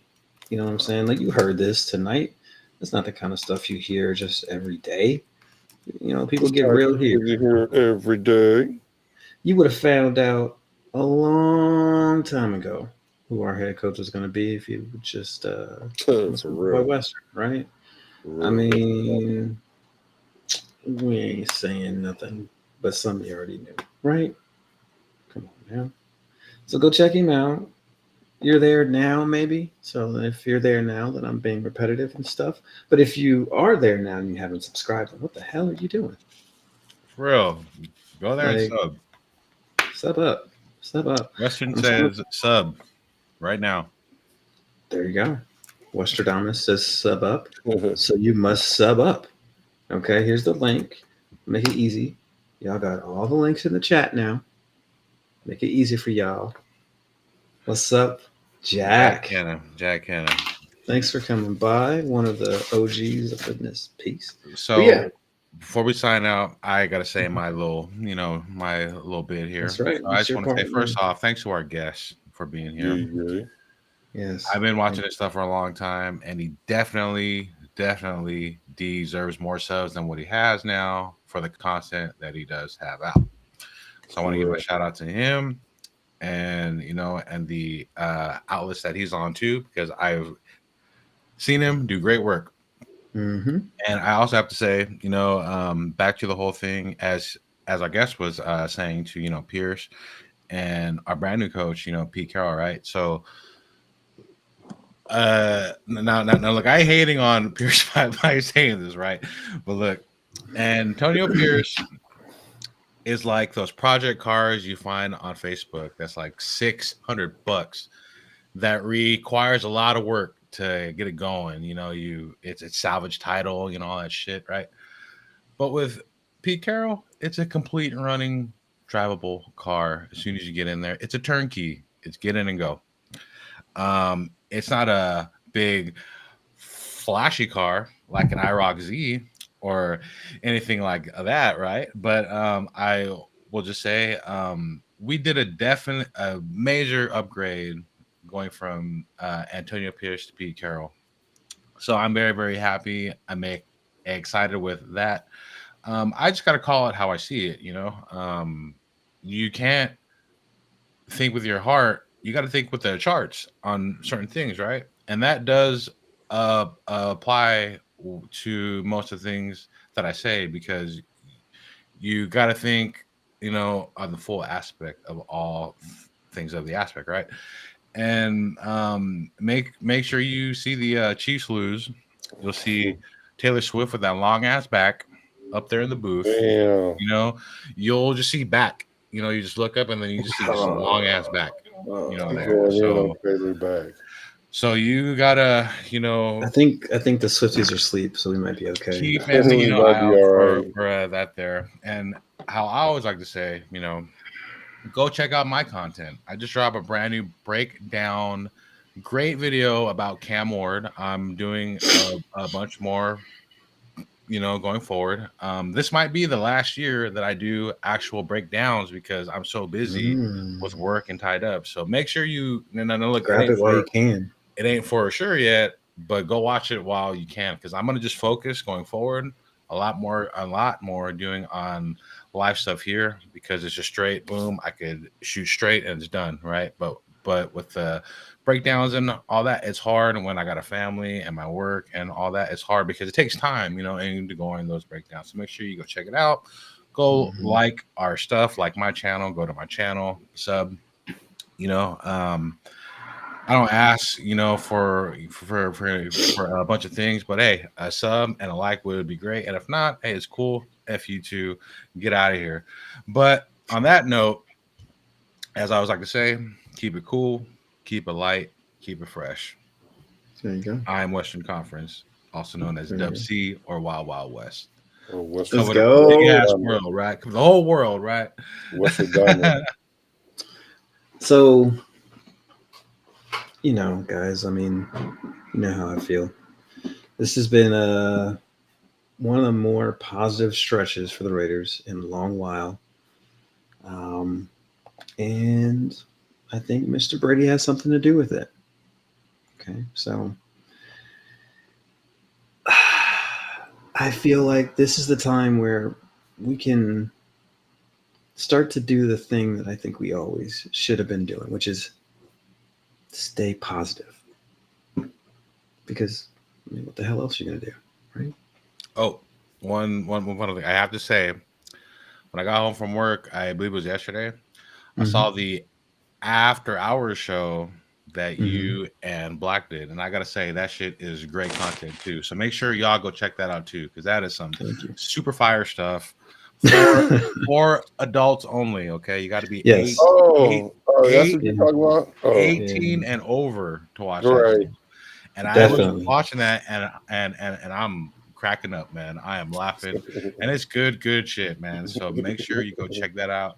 But you got to be 18 or above because it's for Water Park After Dark. It's for grown Sub folks. to my boy EBH's channel, and you'll find me on there saying things I can't say here. You can. And of course, hot. You know what I mean? He has some great stuff too, man. So we all have great content and good stuff that we share, and it's from different aspects because we have different minds here. So go check it out. Thank you, brother. Thank you for that shout out. That's real. Come check us out at Water Park. Especially if you're a man's person and you're trying to learn how to be a better man's person. Right, ain't nothing wrong with that. Because I am. But yeah, I mean, we try to keep it positive over there, right? Because staying positive is how good things happen. True. So we're staying positive here, even when things are difficult, even when our coach isn't great, because staying positive is how good things happen, right? Now, the other thing is you got to read in between the lines, guys. That's where it's happening, right in between those lines, okay? Like this, like that, right? And the most important thing you got to do is stay hot. Right? Shout out to Jack Keno. Raiders. Good night now. Peace, because I'm going to write it out. Let's see, guys. Man. Thanks for the sub. Let's keep subbing. Get us there, guys. We'll get there. Get those